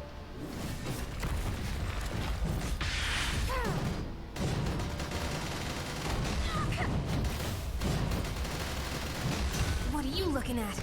I'll smash you all into pieces!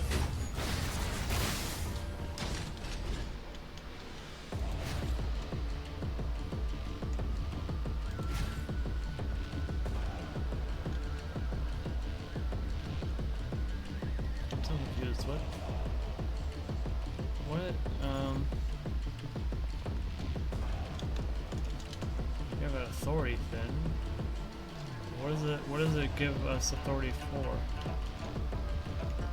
Or towards?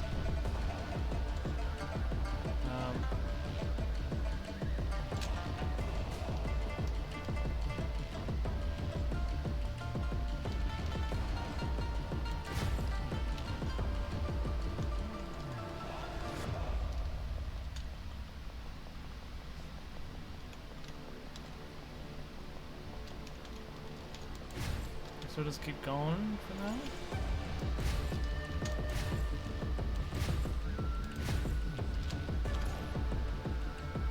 Cap, where are explosives? I found an authority key to this area. Looks like we can hack into the system and detonate the wall. Let's quickly finish these corrupted then. Oh, well, there we go. We can let the system handle the detonation.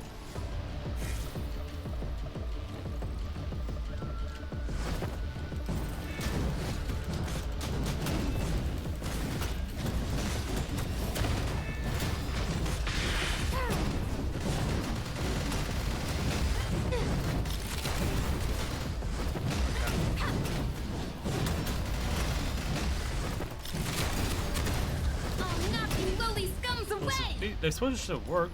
No, it wasn't enough. The hole is too small. What? It's no biggie. No need to praise me.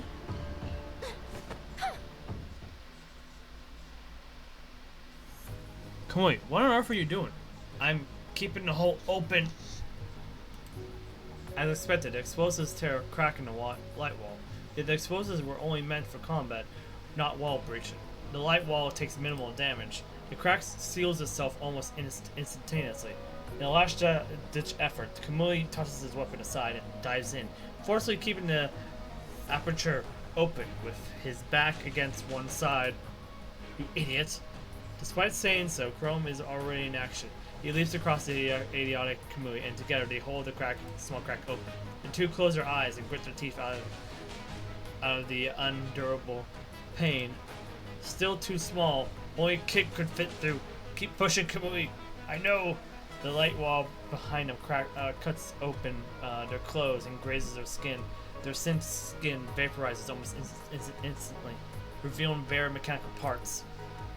Honestly, Chrome, this kind of hurts. Just kinda? Kamui, you need to get your pain receptors checked when we get back.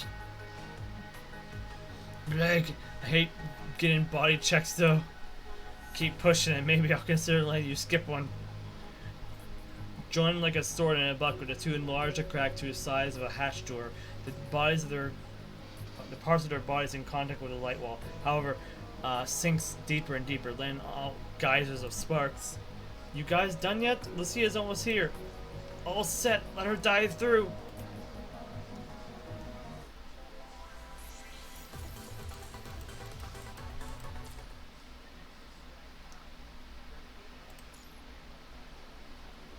Oh. I see. Wait.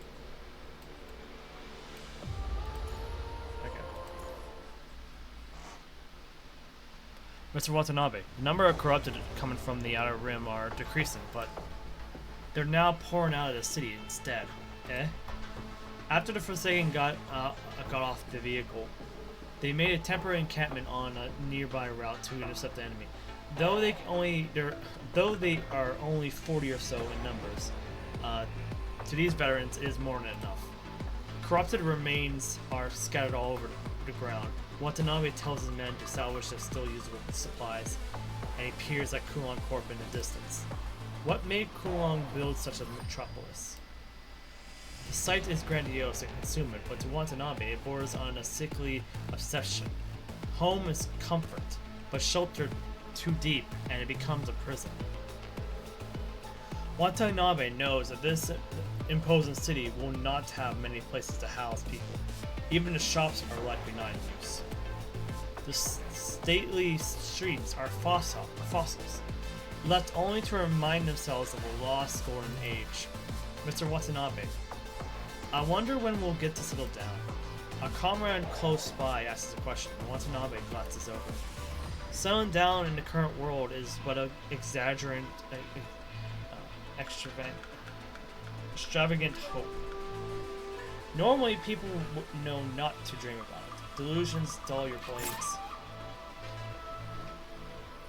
And so Watanabe responds, flipping the knife in his hand, pointed it at the throat of the one who asked the question. Mr. Watanabe? What are you doing? Don't come any closer. Keep your distance. They do not understand the situation, but the Forsaken immediately back away as per Watanabe's orders, leaving only Watanabe and the person he just saw through together.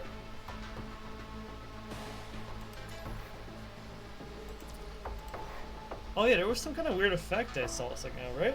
And here I thought it was put on a great act. How could his man be so keen? Lamia, who would have preferred to avoid confrontation, sheds her illusion and returns to her original form. You're an ascendant, aren't you? What are you trying to do by sneaking in here? I just wanted to pad my results a little. But now, looks like that's not happening. If I say sorry, will you let me go, Pops? You owe me one. Really? Yay! You can have the corrupted I brought with me. Do whatever you like to them. Thanks for the trouble. Mr. Watanabe, should we have let that should we have let go of that ascendant? We can't win against her now. With her prowess and stealth, if she had intended massacre. I'm sorry, we held you back. We held you back, Mr. Watanabe. Whatever it is, don't let down your guard. The enemy can come from anywhere.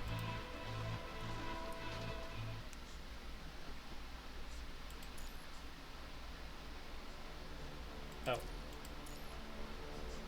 The warden.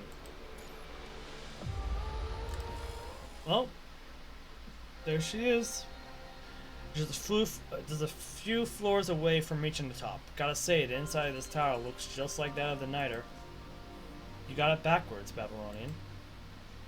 Walking down the stairs is the familiar feminine figure of Shu, yet vastly different from her impostor on the ship. Her footsteps ring in majesty as she approaches. And this place has a name, the Observatory, not just any tower. Why is it called that? From here, you can see the stars filling the universe. Learn that Earth is a very small stage in a vast cosmic arena. We're not here to chit-chat. You know the situation, yeah? The things are not looking good. Some ascendants found their way in here. We have to protect Kwaksu and keep it from falling into their hands. Has Gabriel come? Not yet. Nor do I know where he is. So we're good for now, at least. Whew. Liv, you've been like this since we got here. Are you not feeling well? Ayla is relieved to hear Shu's reply. Meanwhile, Liv's face turns grim as she fiddles with the device in her hands, as if beset by self-doubt. What's wrong, Liv? That Shu, the leader of Kowloong, is an ascendant. What? This city's been ruled by an ascendant? How's that even possible? It might be hard to believe, but it's true. I ran some scans to reconfirm. What the hell? If she's an ascendant, why would she start this war? To lure us here? The descendants wouldn't bother doing something like that. Neither would I. You make it sound like you aren't the. You make it sound like you aren't one of them. There's no rule that says all ascendants have to band together, or that an ascendant can't govern a human city. I'm an outlier. That's all. In order to contain the virus spreading from me, I cloistered myself in the observatory, where in every aspect of the city in these confines. Ayla tenses up as Shu approaches. Shu wears a smirk on her face, but her hands are still tightly held on her weapon. A dreadful silence reigns the tower. What's your endgame here? I am but the vessel of our common wish, to preserve all that is of value on Earth. Preserve Earth? Babylonia has been doing something similar, I know, with historical artifacts, pre-pandemic data, and whatnot, yes? Are you talking about, what, WGAA? But that is nothing compared to our grand design. How could you? Me and the president and everyone, we're all working in earnest to study and rejuvenate human cultures, to prepare for the day we reclaim Earth. That day will never come. What? All your talk about reclaiming Earth, reconnecting the world is nothing but a joke. History ended the moment the virus broke out. We haven't ended. We're all on borrowed time. How much longer do you think you can last? Foolish though your ideals may be, your words speak to something special. Tell me your name, Commandant of Babylonia. Tell your name. Kusuriya. Your name will be inscribed in a special place. Consider it a parting gift. Parting gift?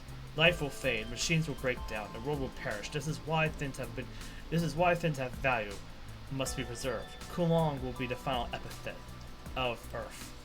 When all light goes out, when all goes dark, this place will still burn. Like fire, we will stay a beacon for visitors in the eons to come. They will know that we, humanity, lived. Like fossils, we will leave behind a legacy. This is Kowloong. This is Tabula Akasha. Tabula Akasha. Resistance is futile. Accept death with grace. That's the way we, the once ruler of Earth, should bow out. And through this war, I finally realized that to complete the Tabula Akasha, the world must first be ended. You're going to... I came here expecting a certain ascendant first, but no matter. Earth's demise is set in stone. The question of who goes first and who goes later is inconsequential. Inconsequential. Here we go. Words are hard. Fall and become history, Babylonia. Guys, guards are coming from downstairs. I knew it. She's ambushing us here. Commandant, we'll hold our position here. You go up. You're asking me to ban you? This is the best strategy. Go a few more floors up so that the reinforcements can pick up your signal. Yep, President Hassan will send reinforcements for sure. Run, Commandant. Don't look back. I'll be your wings, Commandant. Your orders, please. This is where the signals came from. The aircraft couldn't go any higher than this altitude. Commandant is probably higher up. For the real battle, I need to preserve strength.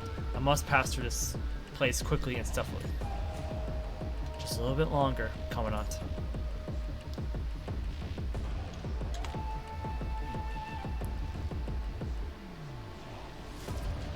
Oh boy.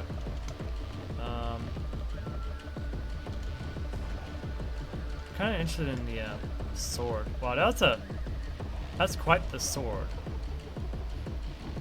Anyways, I can crouch to go through infrared traps and move with reduced noise so people don't hear. So, okay.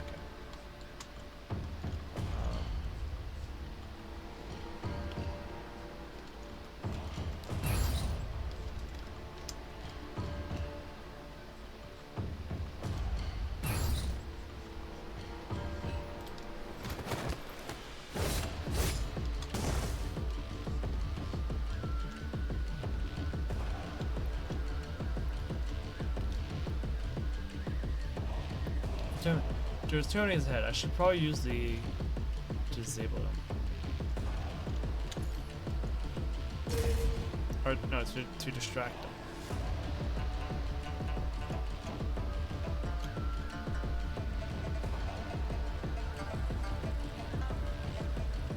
Remote signal orbs. Okay.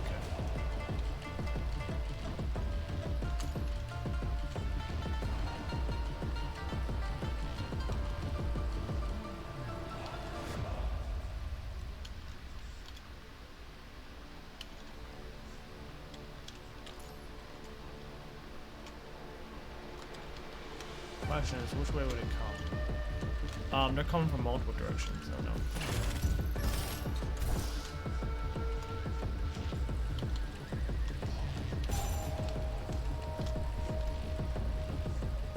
I don't know what that is, but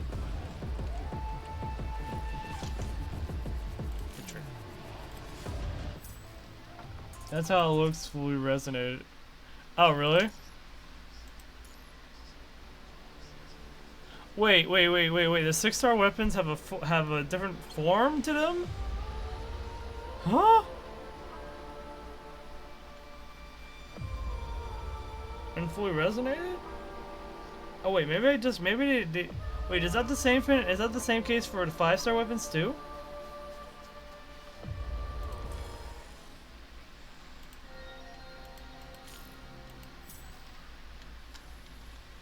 I'll be your wings, Commandant. Your orders, please.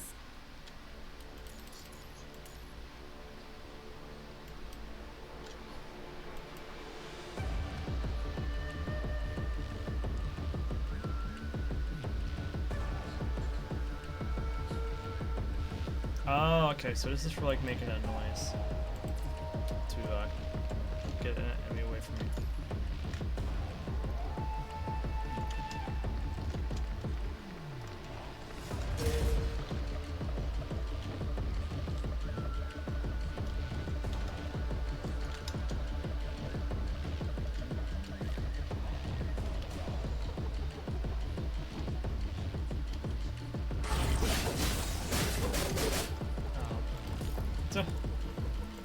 Oh, that's fine, we can just keep going.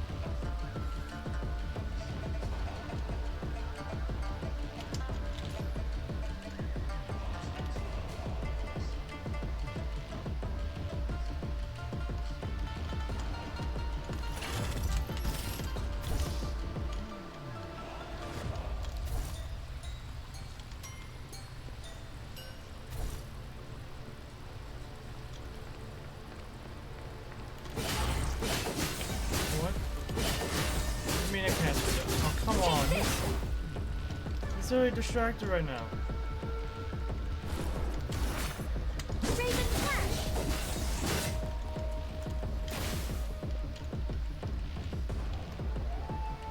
Oh god, do I have this? Do I have to do crouched? Is that what happened? Is that what's going on?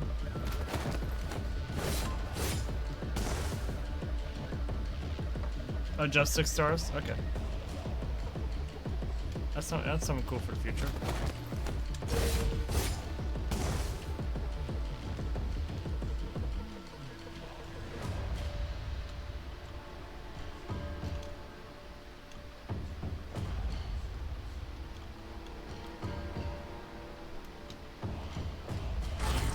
Oh, come on.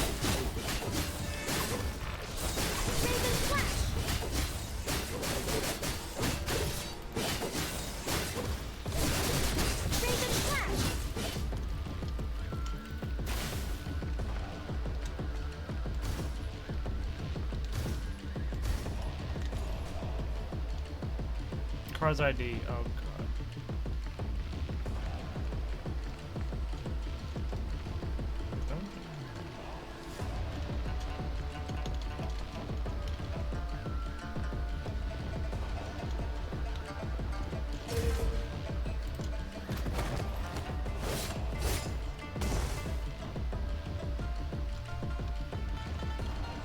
Fun ID.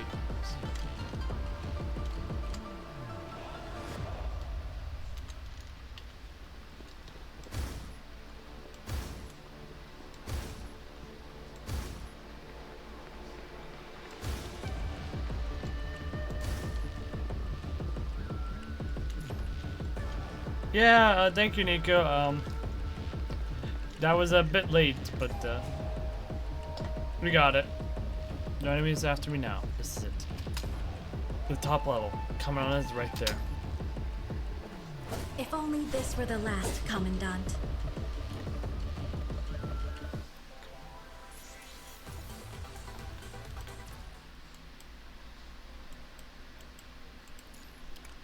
Now we go to 12-6. Another ending. Sister, are you okay? Not an issue. The virus will patch me up. But sister, why didn't you stop her? You could have stopped that explosion, right? I wanted to see what she's got, what she's doing to win. Those eyes grew stronger than before. Same with my other sister too. She had the same eyes. But not strong, but not enough strength. Not enough to live. So this is your way of filtering out for the virus. We all operate on different grounds. I have no interest in the filtering, Luna. At the end of the day, who gave us the right? Alva seems to be intentionally avoiding this topic. She looks away from Luna, and at the still crumbling Kowloong. Sister, you're still too gentle. You too, Luna. Rosetta, wake up! Rosetta! Diana. Oh, thank heavens. Rosetta opens up her eyes again to find herself in the city, with Diana hugging her tight and another forest guards standing around her. You all... Though burning with curiosity for the current situation and puzzled by the company of forest guard who should have been sent away by her, Rosetta receives her answer before she could even ask her question. The faces of Diana and the others are full of worry and anger.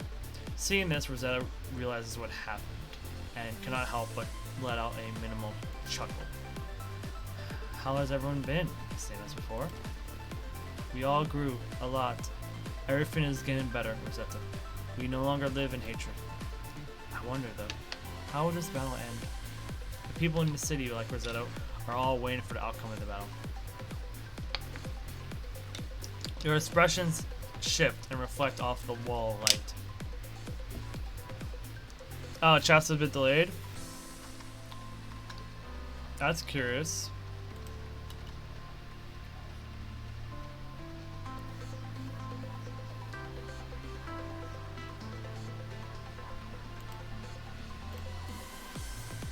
Oh. Did I miss a... Oh yeah, I missed a bit. Their expressions shift and reflect off the wall of light when suddenly a trail flashes beyond and within. Diana tightens her embrace around Rosetta, as if to stop her from escaping. Sorry. No next time, Rosetta.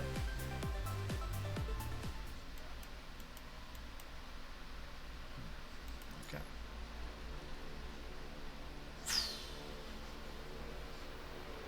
Just to make sure, we need 12, 24, we need 39, right? We have more than enough serum, thank goodness. We're just that good. We're just that good. We're just that good in terms of handling our serum. We're just that good. Time for the big showdown.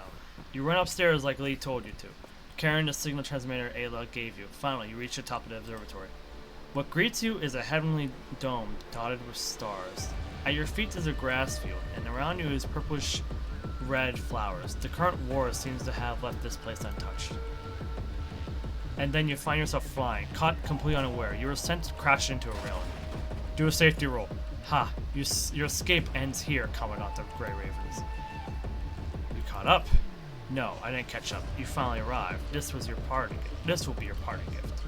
Shu falls silent and marches toward you. The light glimmering off her blade almost blinds you, and the pain from the previous blow renders you temporarily incapacitated.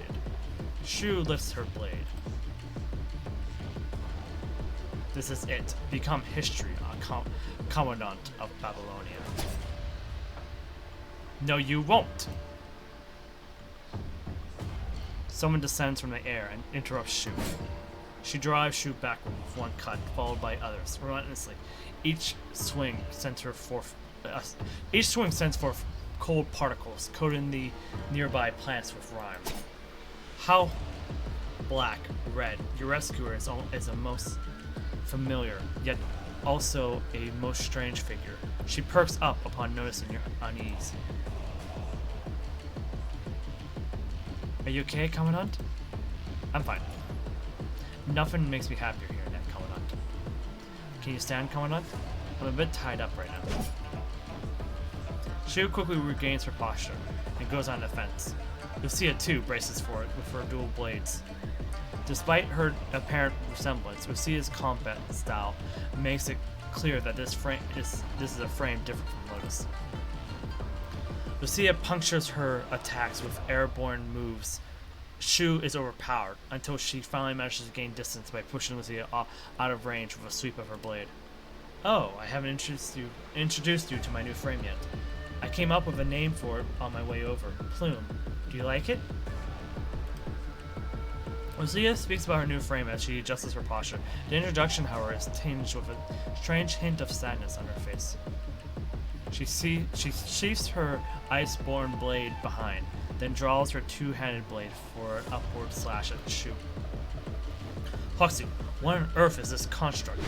Construct ID is BPL01. Consciousness name Lucia. That's not what I need from you. To adapt to her frame, she is currently initializing her mind. What? Their weapons meet, equal in strength, but with the help of the boosters on her back, Lucia gains an upper hand in this contest of strength. Breaking Shu's glaive. Shu is forced to go into defensive and dodge Lucia's attacks. She conjures a new weapon out of the virus with her outer hand and throws it at you. Almost instantaneously, Lucia tosses her blade to deflect the projectile, protecting you once more. Don't even think about it. Lucia, your memories. Most of it is gone. Only combat-related ones are left. I know what you're trying to ask, Commandant. It is the only way for me to use this frame. You maniac. You're killing yourself just to use this frame? I'm not killing myself. I'm becoming a new me. That is merely a game of words. Does this world hold something of such value that you would even give your soul for it? Of course it does. You wouldn't understand. Hark! I give you death, not out of caprice.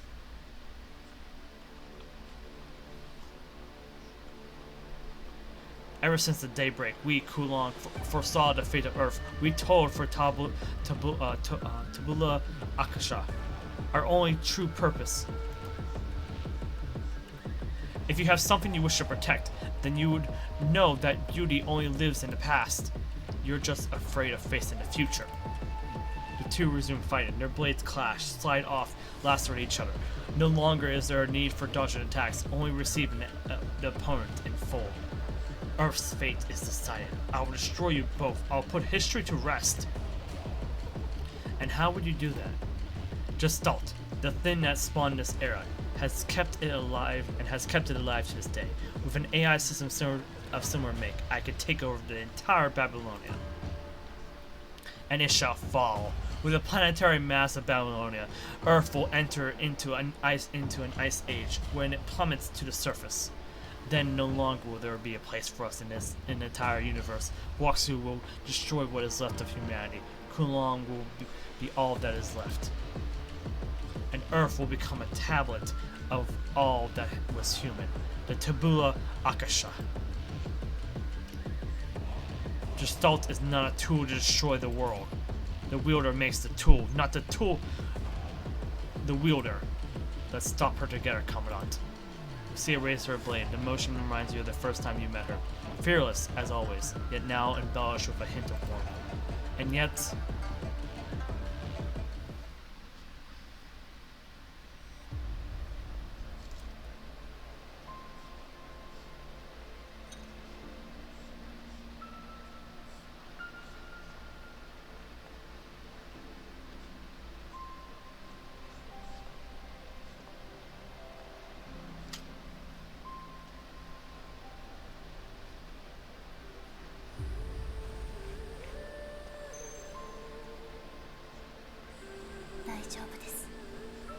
私は消えません。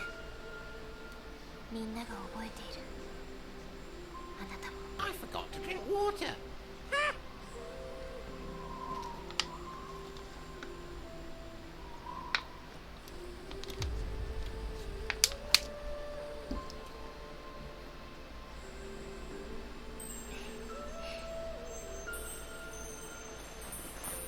この戦い、一緒に勝ちましょう。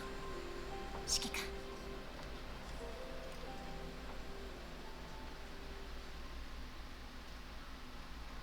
この機体は最終調整を済ませていない。後からこれらのデータを読み込んだとしても、お前にとっては別人格も当然だ。つまりこの戦いの最後、私は私でなくなる。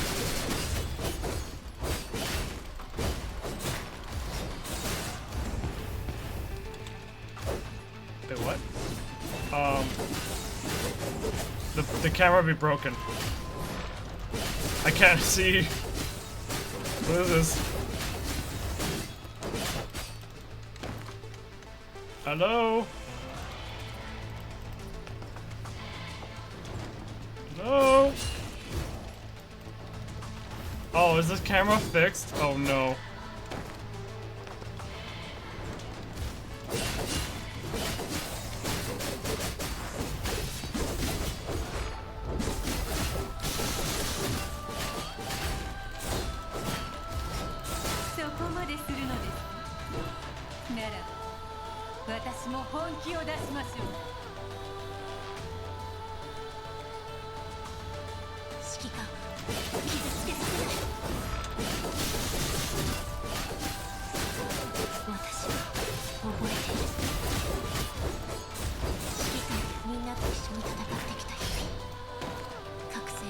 Boss camera angle, yep. The true final boss is not the fight itself, it's the camera angles.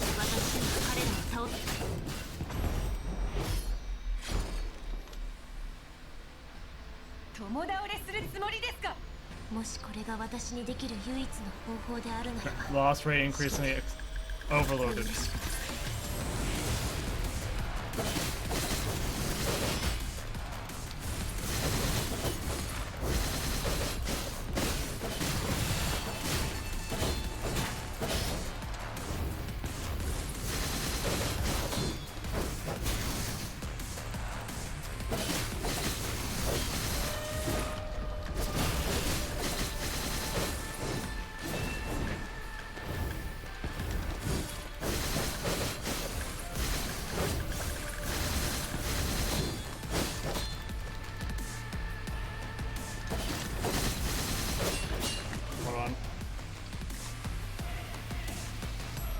I'm doing something that I probably wouldn't normally do. Just I have to remind myself to fix the music. There we go.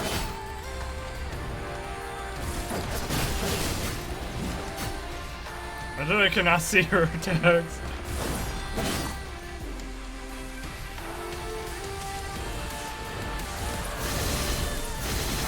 I gotta fake that time.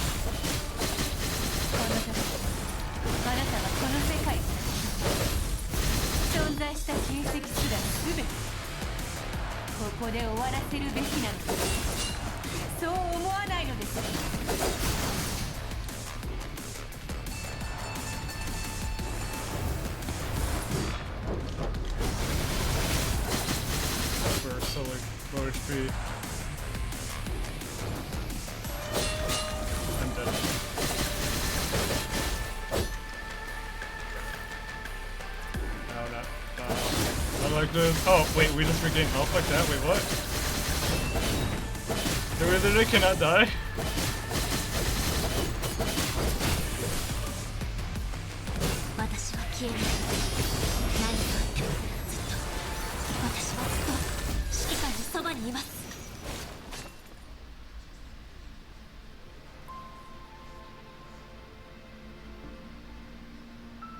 指揮官。本当はこの後指揮官を連れてここを離れるつもりだったのですが、どうやら無理そうです。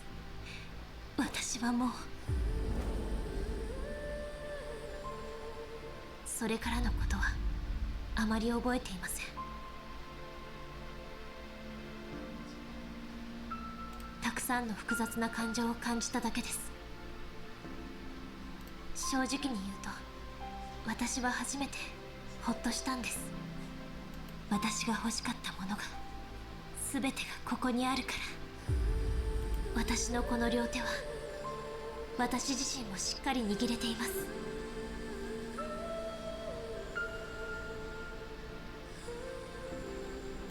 指揮官、私はあなたのおかげで生まれたルシアです。あの日あなたと手をつないだから私は生きる意義を見つけてこの世界の全てに触れ始めました。あなたと過ごした記憶が今のルシアを作り上げたのです。たとえ消えたとしても私が私でなくなっても大丈夫です。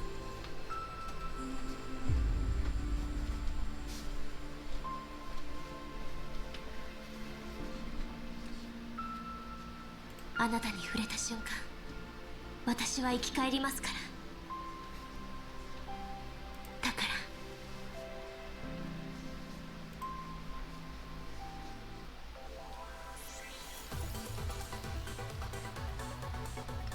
Alright, let me fix the music again. Not music, the volume for this.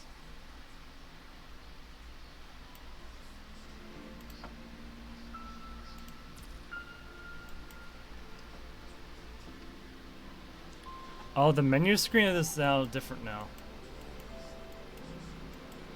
Oh, that's a nice little touch.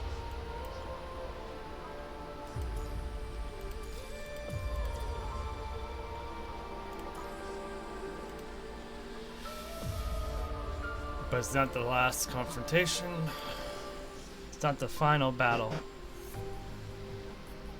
The sea of falls. Lee, Liv, and Ayla arrive at the top of the tower.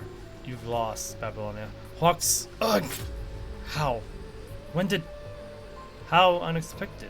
You have Hawksu in your hands, yet you did not notice my presence. Ah, no. Precisely because you have Hawksu, you were unable to detect me. You have worked hard, my comrade. Gabriel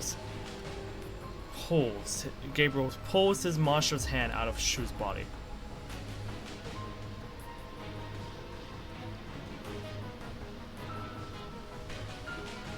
Then grabs her before she could fall and hurls her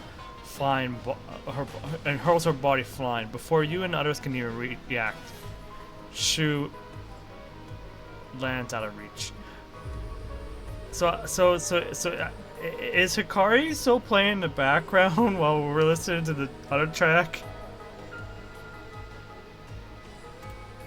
What did you do? You feel anger, do you? You feel wrath, indignance for your enemies. A strange light glows in Gabriel's hand. A pristine white cube shimmers in his hands, changing, fusing, deconstructing. Is this Hawksu? This is a part of Hawksu, a type of backdoor authentication. Shu seems to have put the true Hawksu elsewhere. This is a shard, but the part is the whole. Control this and control the system, which is why Shu wanted you to take this. If that's the case, then give it back to us, Ascendant. Sarah springs an attack, to which Gabriel dodges with a mere step, putting his book away before Lee's bullets and her scythe reach him. Then he waves his behemoth of a hand again, stirring up a small windstorm. We can't close in on him. I am grateful to you, sincerely. All thanks to you, we have avoided a potential infight between the Ascendants. There is little to be gained from conflict, only sadness. You did something like that earlier. Now you're telling me you'll feel sadness? I intend to bring Miss Luna's wish into fruition. Do you understand where I'm coming from? What do you all want? We want what Miss Luna wants, and she wishes to create a world that can coexist with the punishing virus. world that can coexist with the Punisher virus? How? Is this about what Roland's been doing? Increasing the number of ascendants is one of them. What's more important is to fulfill our duties as ascendants. Duties? We filter out individuals suitable for survival in the next world and invite them to join our ranks. Playing gods now, you people. Such a thing. No, we are but angels. Miss Luna is the one to take the divine throne. Grey Raven, I have observed you throughout your journey. You self-overcome. You tend towards the sublime heights. You deserve to live in the new world. So what say you? Would you join me in fulfilling Miss Luna's wish? What happens to the people who don't make the cut? They will become the foundation of the new world. There are always such people in every era, are there not? Always sacrifices for Moloch. So be it then, Grey Raven. Perish. This is what Miss Luna would have wished for. Okay, that fixed the music.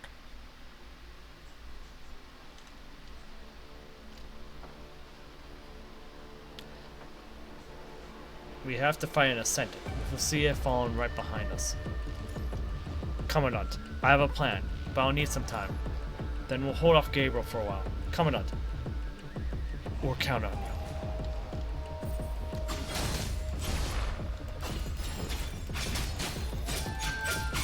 Time for a mini wet. Obey, or you will face What kind of chorus do you like?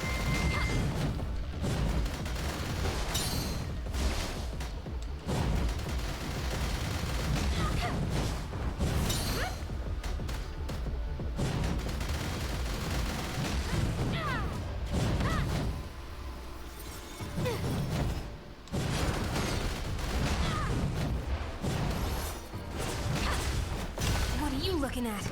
I'll smash you all into pieces! How? Wait.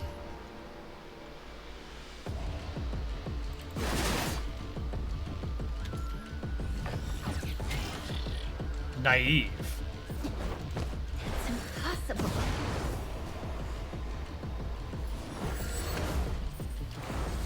Oh, still kiss. He still gets me every single time.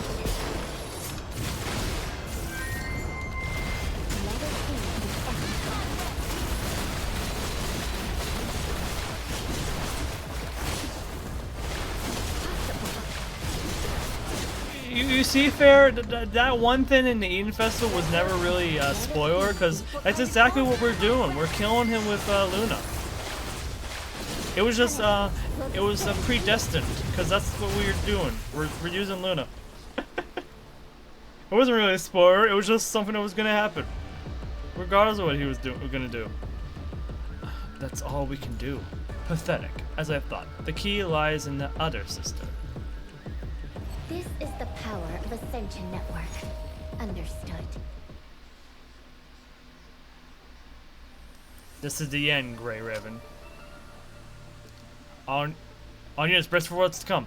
Gabriel knocks Ayla away violently, then spreads his hand, amassing a ball of energy. Too late. What? But in the middle of charging up, a pillar of energy burns through the air from the sky, detonating the ball of energy, causing Gabriel's arm to explode from the chain reaction. Smoke surrounds Gabriel in an instant. Death from above. So this is what you've been hiding? If it makes you feel better, sure. Just a satellite attack. Took a while to get it connected. Is it Prism again? Is this what you need us to buy time? Yeah. And a signal jamming from Kowloong was messing things up. But good thing it launched in time. Lee talks while advancing and suppressing Gabriel, pushing him back through the continuous orbital attacks. Under onslaught, Gabriel can no longer dodge all the attacks, but is forced to defend and block as well. A commendable attempt. But once the interval in the range of attack is laid bare, that orbital attack becomes a mere toy. I'll finish you now. I won't let you take another step closer. Lee activates his holographic target display. 1, 2, 4, more and more beams rain down from the sky. Wait, it's not just Prism. Dodge this. The beams multiply in numbers, falling in sheets, cutting off Gabriel's escape. To increase their coverage, you have lowered its output. Foolish, Grey Raven gunsman.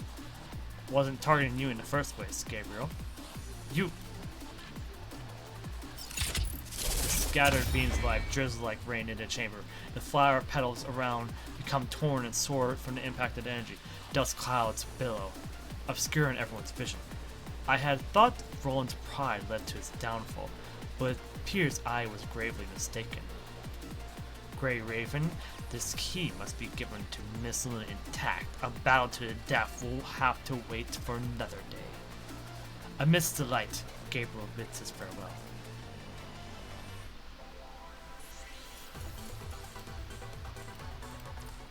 Okay. There goes all the hidden, and now we have just one cutscene left.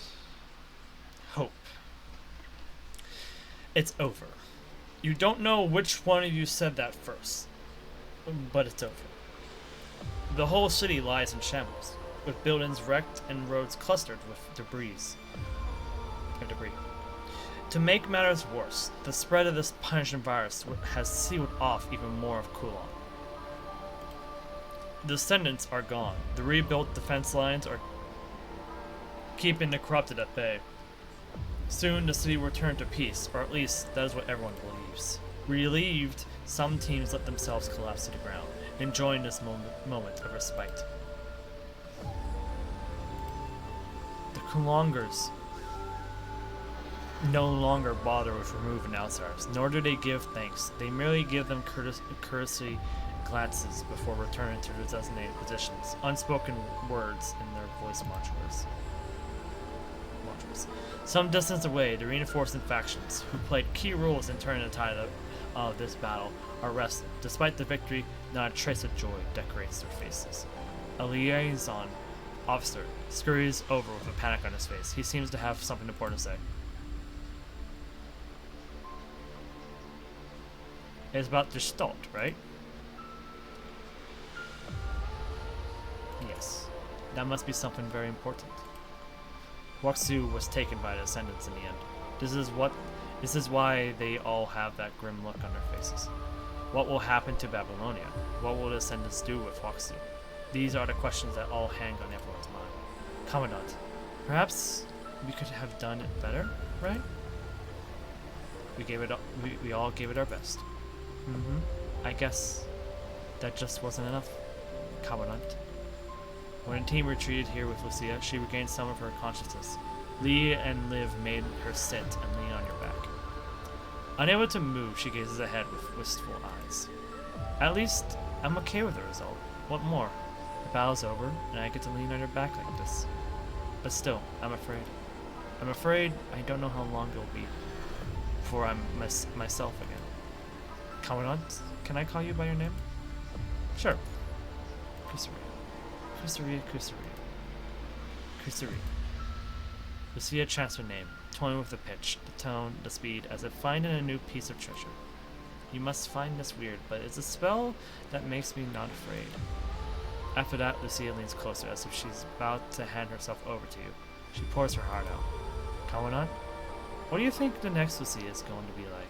Will she be as stubborn as she's now, or be as shy as Liv? If I get to choose, it might be nice being like Ayla or Karenina. Someone frank, straightforward, and outspoken. Or someone like Bianca who has the poise to perfectly lead a squad. Or even Nanami or Sophia. But they are kind of two ends of the extremes, so I guess maybe not. She thinks out loud in a brisk voice, acting like some facetious girl untouched by any disaster. Innocent, cheerful, and full of hope for tomorrow. If the punishment virus never existed, is this what Lucia would have been like? No one knows. No one can answer. Because there are no what-ifs in life. Reality is set in stone. But I know everything's going to be fine, because you are here. And this time, I finally have memories, truly mine, within my mind. By the time I get to know what the next me and prove her worth, you will see a better Lucia. Well then, see you soon, Commandant. She whispers, ready to depart with those words. See you soon, Lucia.